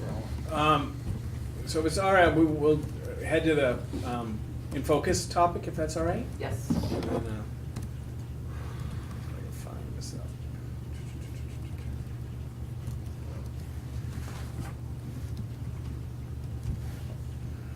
So just a little bit. The board started a couple of years ago. Every once in a while, putting a topic in focus. So to really dive in a little depth where we are. So just tell you where this is coming from. I sat in Rebecca's office. We were going through a student issue. After a search, a vaping apparatus was found. Talked about vaping, and she looked me in the eye and said, I think somewhere around 50% of the kids are vaping. And I was taken aback. I'm a member of the Public Health Advisory Committee, starting to look at the power of public health. And so how does that work? And having 50% of the kids do vaping was just a big number for me. And I certainly some indulgence, because a lot of people around this table have heard this story, but it does connect to this work. What has public health done well? Public health has done seatbelts well. Public health has done smoking well. For example, I became a first-year math teacher in Hollis, Brooklyn. Back then, it was Hollis Area High School in the fall of 1988. I started coaching. I was a Springfield guy at Springfield College, and no exaggeration, in 4 years, I think I saw 3 different people smoke at Springfield College. It just wasn't part of the culture at Springfield. I went to Hollis Area High School. I watched soccer games. I was a JV basketball coach. I was a coach, all that fun stuff. I watched a player, one of the finest soccer players I've ever seen, play a game. And the next day, no exaggeration, I walked to right outside the gym door, and there he was smoking a cigarette. On a butt porch at Hollis Area High School. There were 15 kids smoking cigarettes at Hollis Area High School. I was absolutely flabbergasted. couldn't believe it. I went to the athletic director and said, what in the world is going on? How can kids smoke and play sports? Back then, that year, the policy was, believe it or not, you couldn't smoke in uniform. The culture was, after you play a soccer game, you light up, smoke a cigarette, walk across the field to your parents.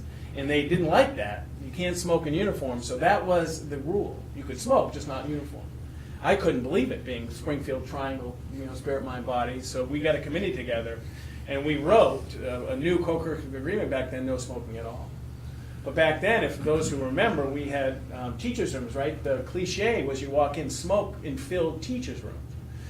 So I was there for 11 years, then I came to Hopkinton High School. My first year as assistant principal, no less than 10 kids that I apprehended I caught smoking. And it was an epiphany for me as a young assistant principal when my neighbor, I lived in Merrimack, New Hampshire, my neighbor was out, who was pregnant, had a little one, was outside smoking on the stoop while pregnant because she didn't want her 2-year-old to have secondhand smoke. And I said to myself, if a person who is pregnant is smoking cigarettes, the addiction is so powerful, how am I going to get kids to stop smoking? So we took a look at it, and I instilled my second year as assistant principal. Still, everybody loves it, but I put in Saturday Ed because I didn't like losing instructional time. So we instilled that if you got caught smoking, you either had a Saturday Ed or you had a cessation program. And the district would pay $50, and you would take a course at juvenile diversion about cessation. Parents made them do it. Kids wanted the Saturday. So that was my background. And I asked Rebecca today on the phone, she in her total time here in district, she's probably five, less than 10 kids ever smoking cigarettes. My last 9 years, after that first year of 10, I think for years we never found anybody smoking at the school. So public health in our work, it changed. And then all of a sudden I'm confronted by 50% of our kids. So that's why I wanted to put it in focus. That's why I wanted to take a look at it. It's a public health issue. And I apologize for that long, because I know you wanted with that long introduction. So what is vaping? And Rebecca is an expert in all things related to this stuff. It is the act of inhaling and exhaling. Qualify that, please. Except as a user. It's not a user. It's a vapor. So it's a vapor produced by e-cigarettes, similar device that's from the Center of Addiction. It contains a mouthpiece, battery, cartridge, and it's e-liquid, Juul, like the kids today. I also had a chance to talk with the student activity leadership team. Today I had an extra, the speaker didn't show, so I told them tonight I was going to talk about vaping, and they refer to the bathrooms as Juul rooms. And this is not, and Chris and Rebecca know, this is not a Hopkinton thing. I'm not highlighting and depressed about, ineffective administration. Quite contrary. This is a public health issue. It's Keene State, where I go and watch my son play lacrosse. It's where my daughter is in high school. This is the current piece. So they know, I'm sure they know, that I'm not targeting or saying ineffective administration. They're concerned about it. We're all concerned about it. And the kids have talked about in the last 2 years grow. That's what vaping is. It started as actually a cessation issue, which is interesting to me. So Kim Haley, who's our director of our SAP, with Shannon, put together this PowerPoint. I believe it or not, I got rid of some slides just because of brevity, and I did some stuff. So why are the kids vaping? The marketing is incredible, right? They really are making this look cool. They really are making these cool devices. They can get it anywhere. It's very accessible. Social media is making this stuff look cool, and it is addicting. So that's one of the issues. This is Jerome Adams. Studies show that youth like my son have no clue what's in these products most of the time. That's one of the concerns, right? We really don't know what's in them.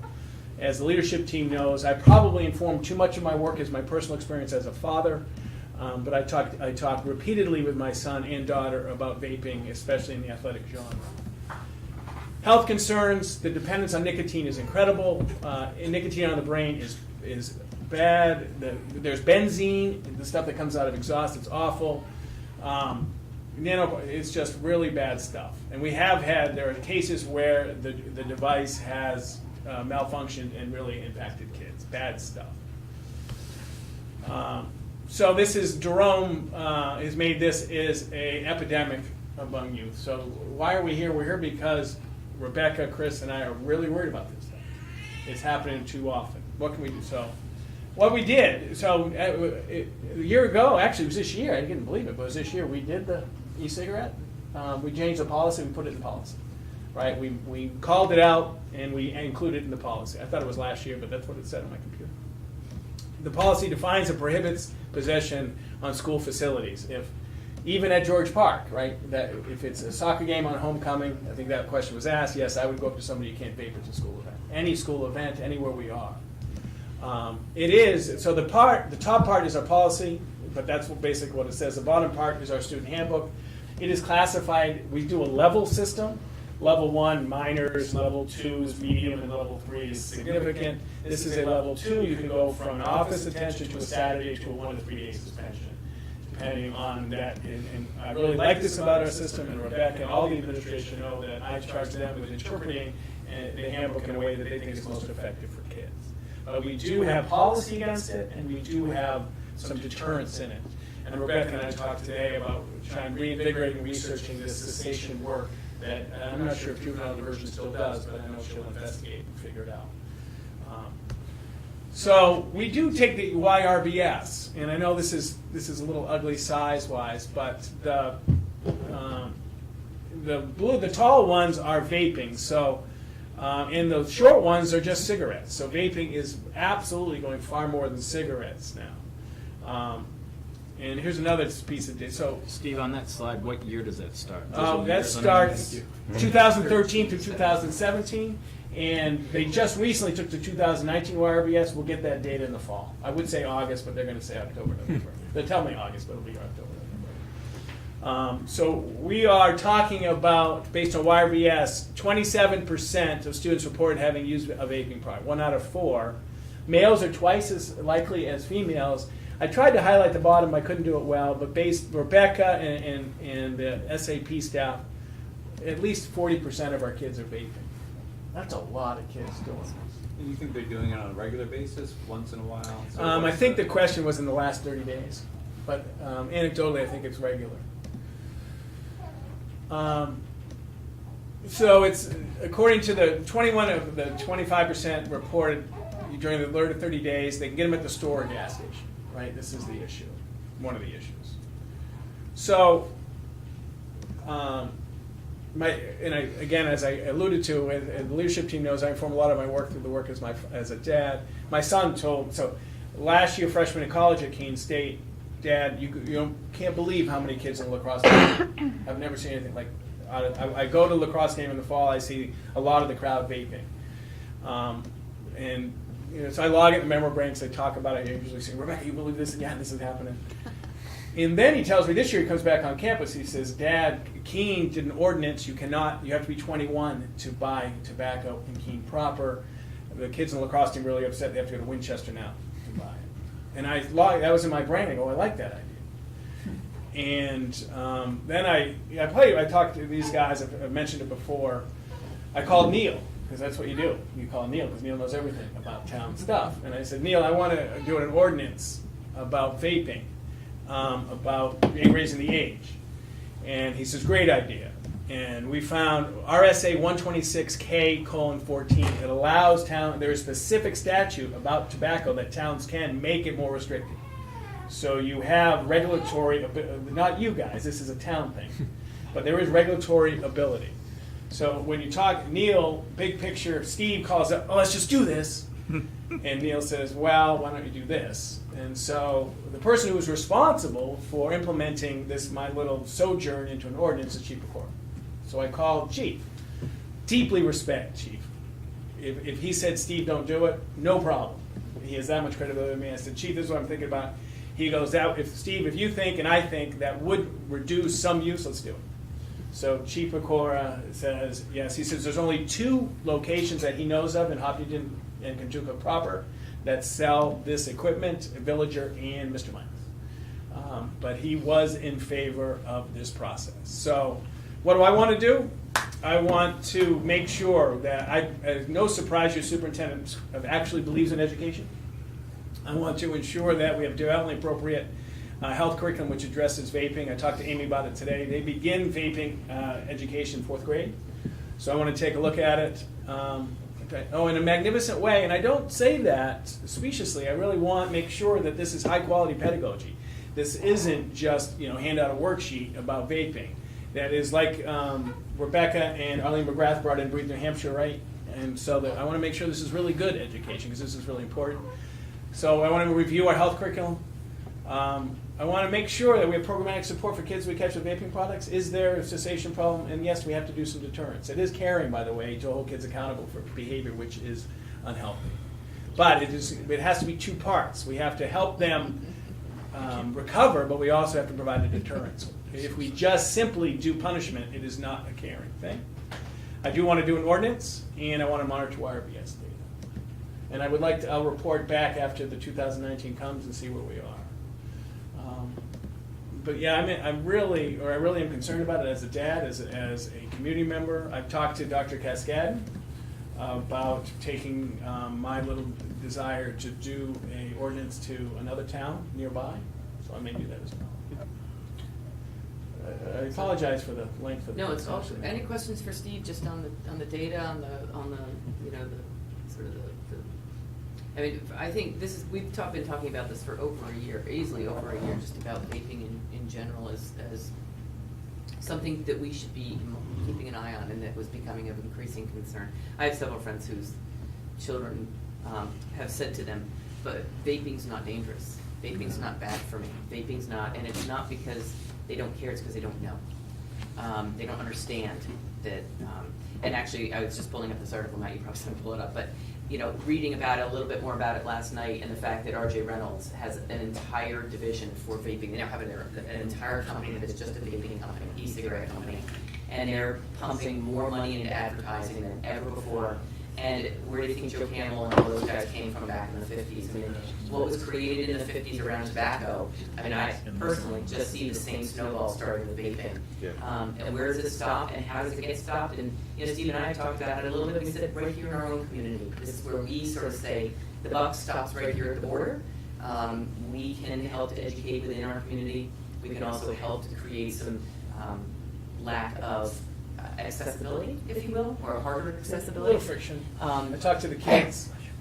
Some kids believe it will help. Some kids, I understand it, but it's also They only it's have a to go to value Concord to Main statement. Street. But again, It's a value it makes it a statement. little bit more. It makes it a little bit harder. Yeah. And as they become educated, may decide to make different choices. Have we thought about approaching the two places in town that sell to see if they would voluntarily do it without doing an ordinance? And if both of you want to charge me to reach out, I mean, if the board wants to charge me to reach out to them, I'm happy to do that. This is more of just a flyer I took, what kind of support I'd get. I'd be happy to meet, to try and meet with them or the Yeah. management. I'm of not those against companies. the idea of an ordinance. I'm just thinking if it's a I'm- path of lesser resistance. I'm happy to do that if the board charges They're willing to do that. talk about it. I mean, so the way the town does an ordinance is it's up to the select board until you do a public hearing. Mhm.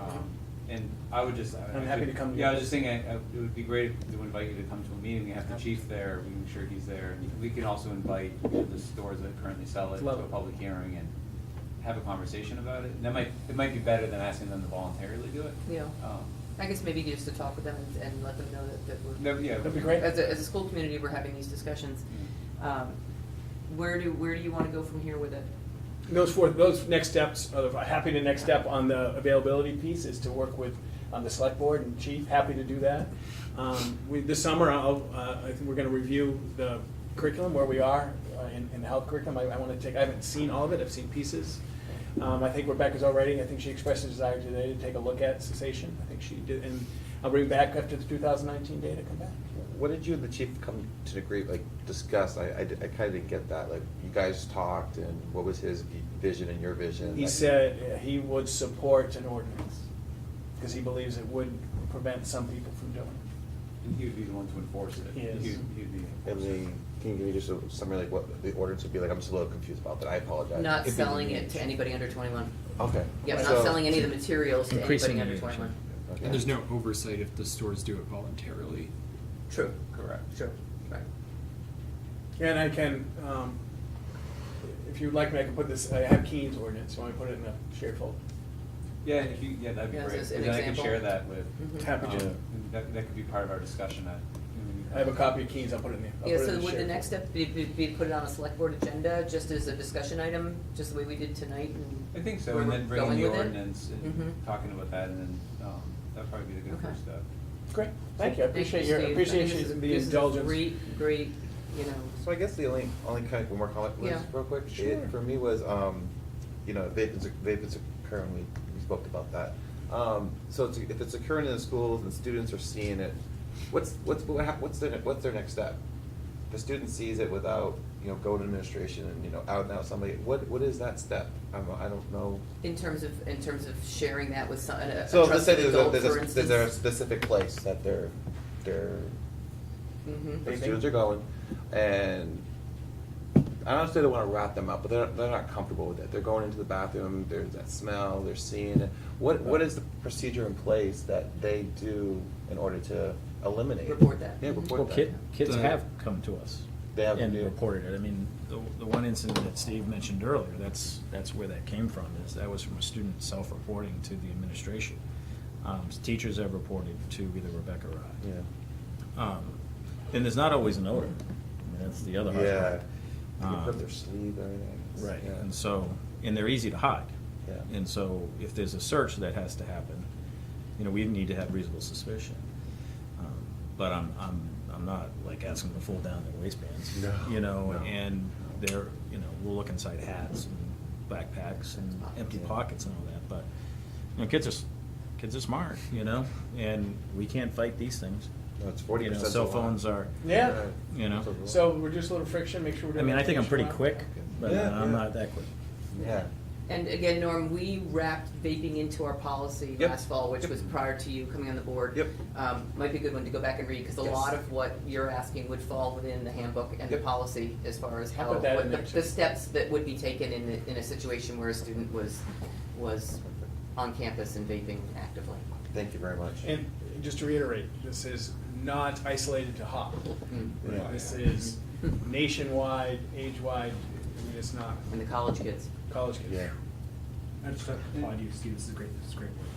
Very good. And 40% is high, and I'm curious if we can do any more education with parents, because I'm sure there are actually 7 people watching this, so 3.5 of those people, their kids could be vaping. You know that. Unless, I was looking earlier. We're down to 5, but. So 2.5 of those parents could have a child that vapes. 2, really. But I think they'd be very interested in the education to understand. Somebody mentioned the other day that they actually have sweatshirts now that kids in the classroom, Jewel sweatshirts that they just. It's like, They're designed by Well, Jewel. and they used to do it in their sleeves before that, so. It's great. Some college kid probably invented it. It boggles my Making a lot of mind. money now. no, you're right, and I think education, that's why I think, again, with taking it to the select board too, we get community education going. We can certainly plan something for, the fall in terms of community education and not much, along the lines of what Arlene and those guys. I think there's lots of opportunities to get this out there. And my feeling is if we can teach to students in high school before they go to college, the risks associated with, even though they're over 21, they may make a different choice. Yeah. Good point. May not. I like the but they power of may. education. I like our shot. Yeah, well, thank you, I appreciate that. And we know the state's taking action on it. I mean, the state Yeah. has bills and they're trying to regulate it further. With storefronts. Which Yeah. should help, but Thank you. help some. And it is at the public health level too, isn't it? Yeah, well, Yeah. So.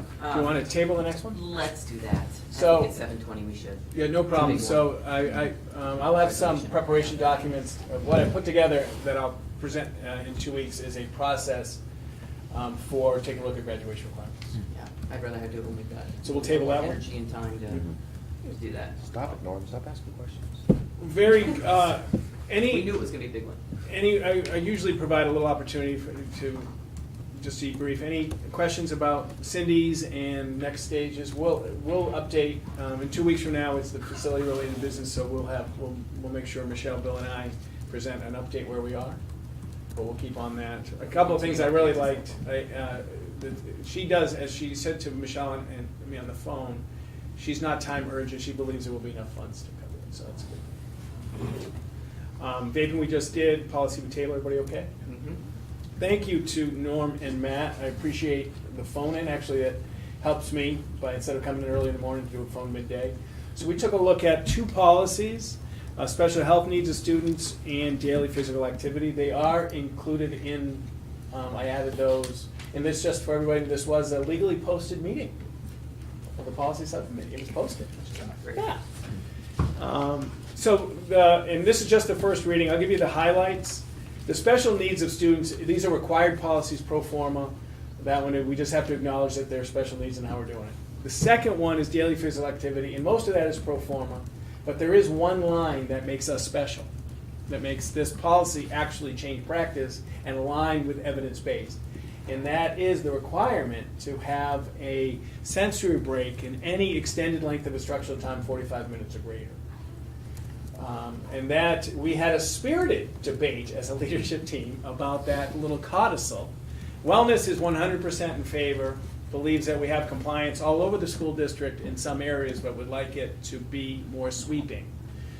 And what that does, I believe that the sensory break is good for both the teacher and the student. This means after 45 minutes of instruction, you do a mindfulness break, you do a yoga at this classroom, you do a walk, you do some kind of sensory change to recharge and recenter. How we would operationalize this is on the faculty if this does come to fruition in policy over the summer, the faculty handbook would be included a lot of support materials, 67 ways to add a sensory break to your classroom. We would just make sure that we do a little bit, we work with our OT to make sure we had some training, and we would support the staff implementing this. It's good for the goose and the gander. Sounds good. I only had 2 quick comments, which I didn't get to Donna beforehand, before the meeting. I think in the second sentence that school board needs to be capitalized, as the school board, and references is misspelled. Thank you, we'll clean it. So next time we'll make it Do cleaner. that via email, but I didn't get to it. And if you're, this is only reading 1, we'll have reading 2 next time. Okay. We'll clean it up a little bit. But in substance, everybody okay? I guess my only question on the addition, the what makes us special addition, which I don't disagree with, but most of what's in here is encouraging.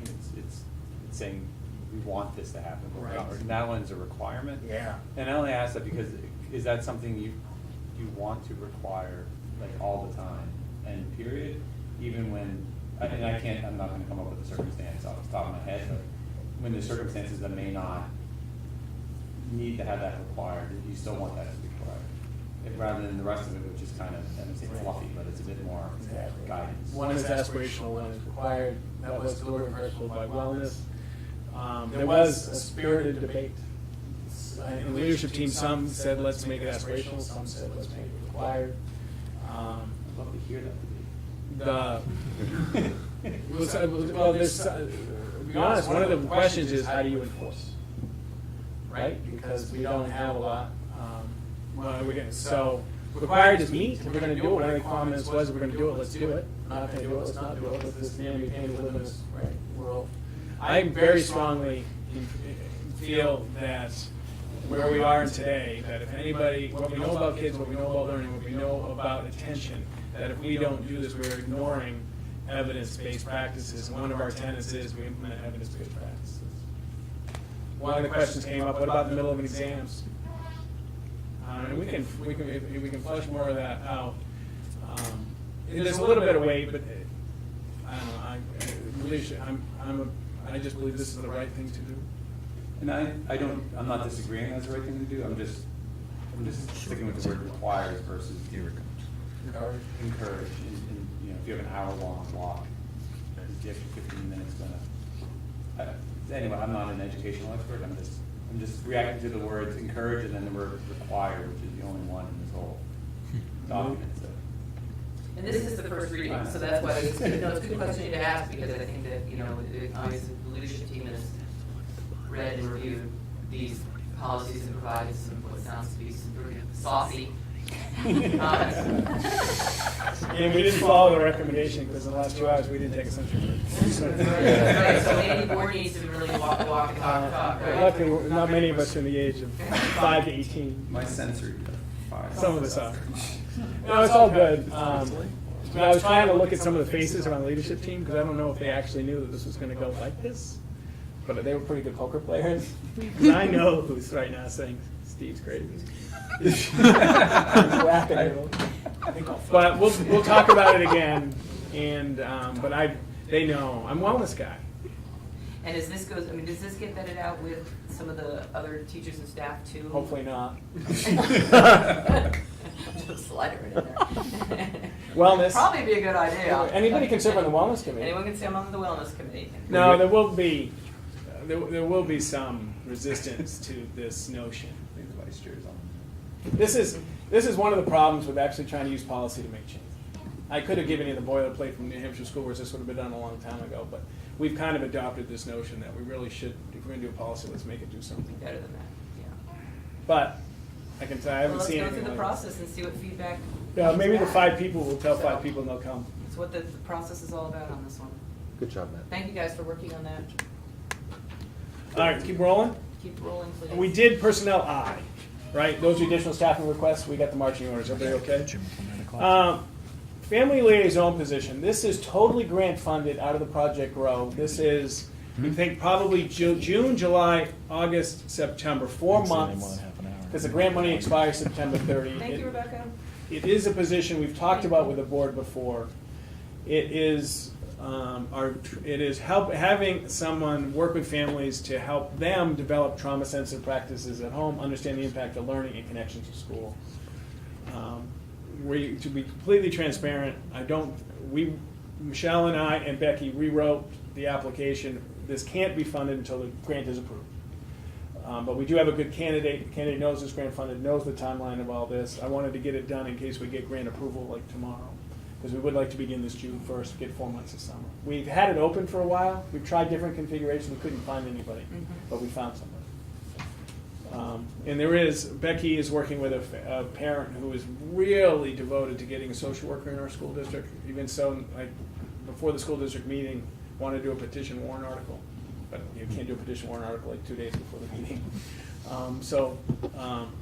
There is some community interest in this position, see how it works and see what we can do with it. But there is a nomination tonight, but I think it says pending final approval of the SOUP. It does. And it won't until we get grant approval. Okay, so I was thinking that I should add that in there. Oh, you can, either way. Yeah, into the But- action item, just to. But Michelle and Becky would not let me approve it anyway Yeah. until it was No, grant they- approved. they- And I wouldn't do it mention it. anyway. I'm a pretty good Yes, you soldier. do. Yeah, you're one. And this is, so Roman numeral, well, the three, and this is one of the issues. I think you're going to see somewhere between, another 5, up to another 5 staffing changes, just because of people like, Amy and I are chagrined. We are really sad about Roy Moffitt, who is resigning. I saw him today in the hall. Amy's done a wonderful job. Roy feels incredibly supported. This is not leaving out of anything but sadness. It's a family situation that he really wants to stay. I like what Amy and Chris and Rebecca have done with our 6, 7, 8 science program. Roy went to the North Pole or something like that. He went someplace cold. Yes, he really did. He was at the North Pole. He And- was the NOVA Science Teacher of the Year and was on a Coast Guard ship Remember that for the month of August. last summer? We did the Lincoln.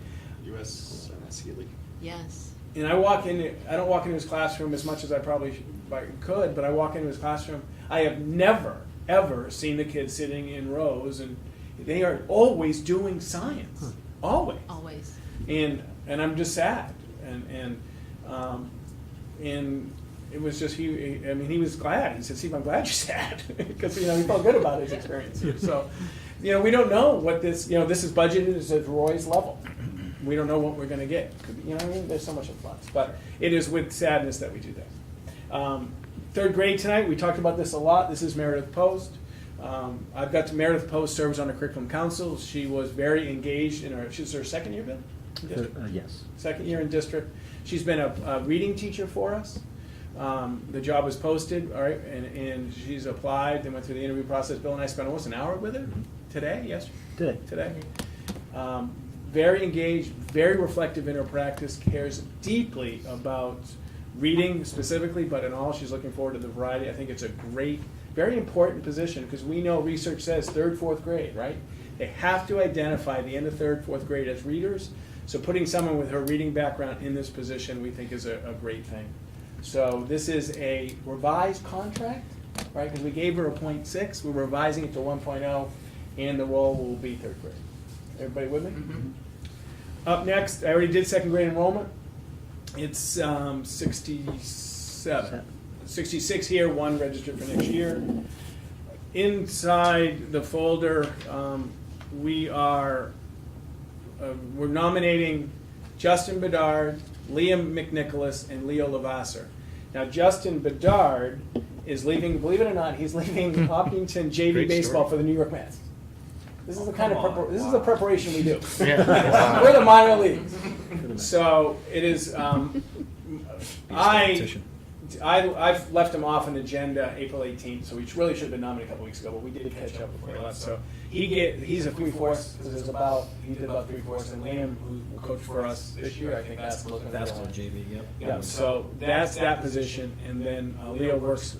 He's a tremendous track coach. He used to be the varsity track coach at Londonderry Halls Brookline forever, and he does middle school for us. So those are on that sheet. Everybody okay? And then tonight we're also Emily. What a great spelling of the name Emily. Emily Sable is going to come and do a long-term. This is a maternity.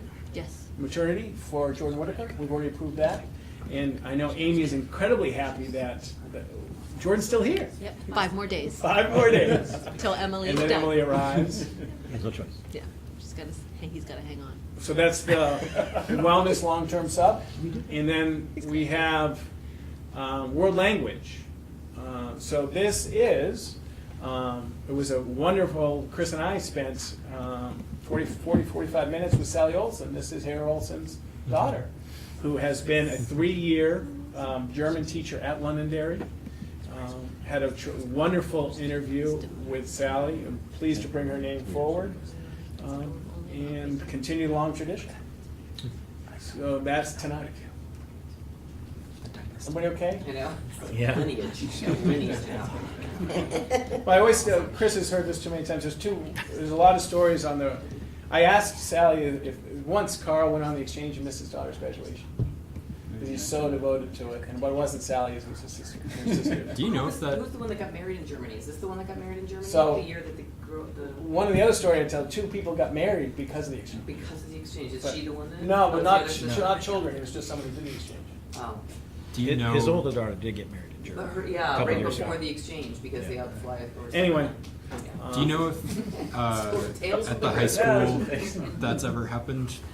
One of the children of the teachers has joined on at the high school or Not in my succeeded 20 anyway? years. We've had staff, but not. We've had spouses. Right, spouses definitely, but not, Spouses all over this place. parent and child, anywhere. Have we? You got one? Jen Borgelay? Oh, that's right, We had board member and classroom teacher. What's that? Yeah. Jen- Donahue. Jim Borsley's mom Yeah, worked here? Yeah. Oh, I Yeah. didn't know that. So maybe we did Different that. name, Oh, but not the but same, yes. well, I guess like Beth that. Cairns, it was Not her. contiguous though. But that was. I didn't know that. daughter. But, Yeah. yeah, Macca's, the daughter was here first. Right. The mother came later. Right. Oh, okay. What about Jim and Ashley? Chicken and the That's egg. not far off. What's that? Jim and Ashley, I mean, they're not both. No, Yeah, that's they're true. close. They're close. They're in the district, but they're Yeah. not, yeah. Not teaching the same We're thing. working on it. Good job. I know. You get a ding ding.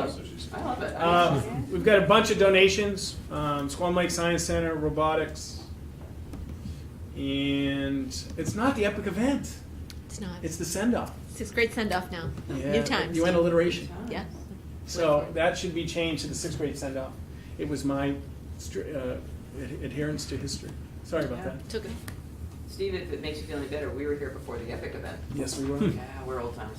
6th grade send-off, I like it. I like the alliteration. We were. All right, everybody all set? We'll move forward into the action items. Can I ask one question before Yes. we do that? Yes, more public comments, I'm assuming there's something there. Yeah, I can be the public for a Yeah. moment. I'm just curious, like, what we're thinking about in terms of filling Aviva's seat and what you think the next step in the process is. Or should we come back in 2 weeks, ready for that discussion? Yes, how's that? So, yeah, so when Steve and I spoke the other day, we felt that tonight was just to sort of move things to this point, and then in 2 weeks, we will come back and talk about how to fill that seat. We've already, to be frank and honest, we've already had some discussions about the process, so I think if you want to call me and talk offline about what your thoughts are on it too, and then we'll talk about the process when we get back, so that in 2 weeks so that we have that out in a meeting Okay. to discuss. Yeah. Thank you. If that works for you. I just want to note that I'm likely unavailable next week. 2 weeks? I'm sorry, in 2 weeks. I will be in Salt Lake City, so it'll be hard for me to come Okay. to the meeting. And I know that now that we have reduced numbers. Wait, is everybody okay in the? Is everybody here in 2 weeks? Talk about that now? Well, if we're We gonna. just have to let us know. Yeah. We just have to, we just have Well, I enough mean, what is- people and we're down a board member, so we just Yeah. have to make sure that we've got coverage. So that is the 16th. 16th. I am here, I'm so excited. Great. I mean, my issue is, I have a commitment that I've been doing with my family for many years on that day. Would it be called Rock and Race? It would be. And then I want to explain real quick, I mean, Okay. this Yeah, past, it's all right. we've had quite a few people in my family with cancer that's passed away recently, and especially my mother-in-law.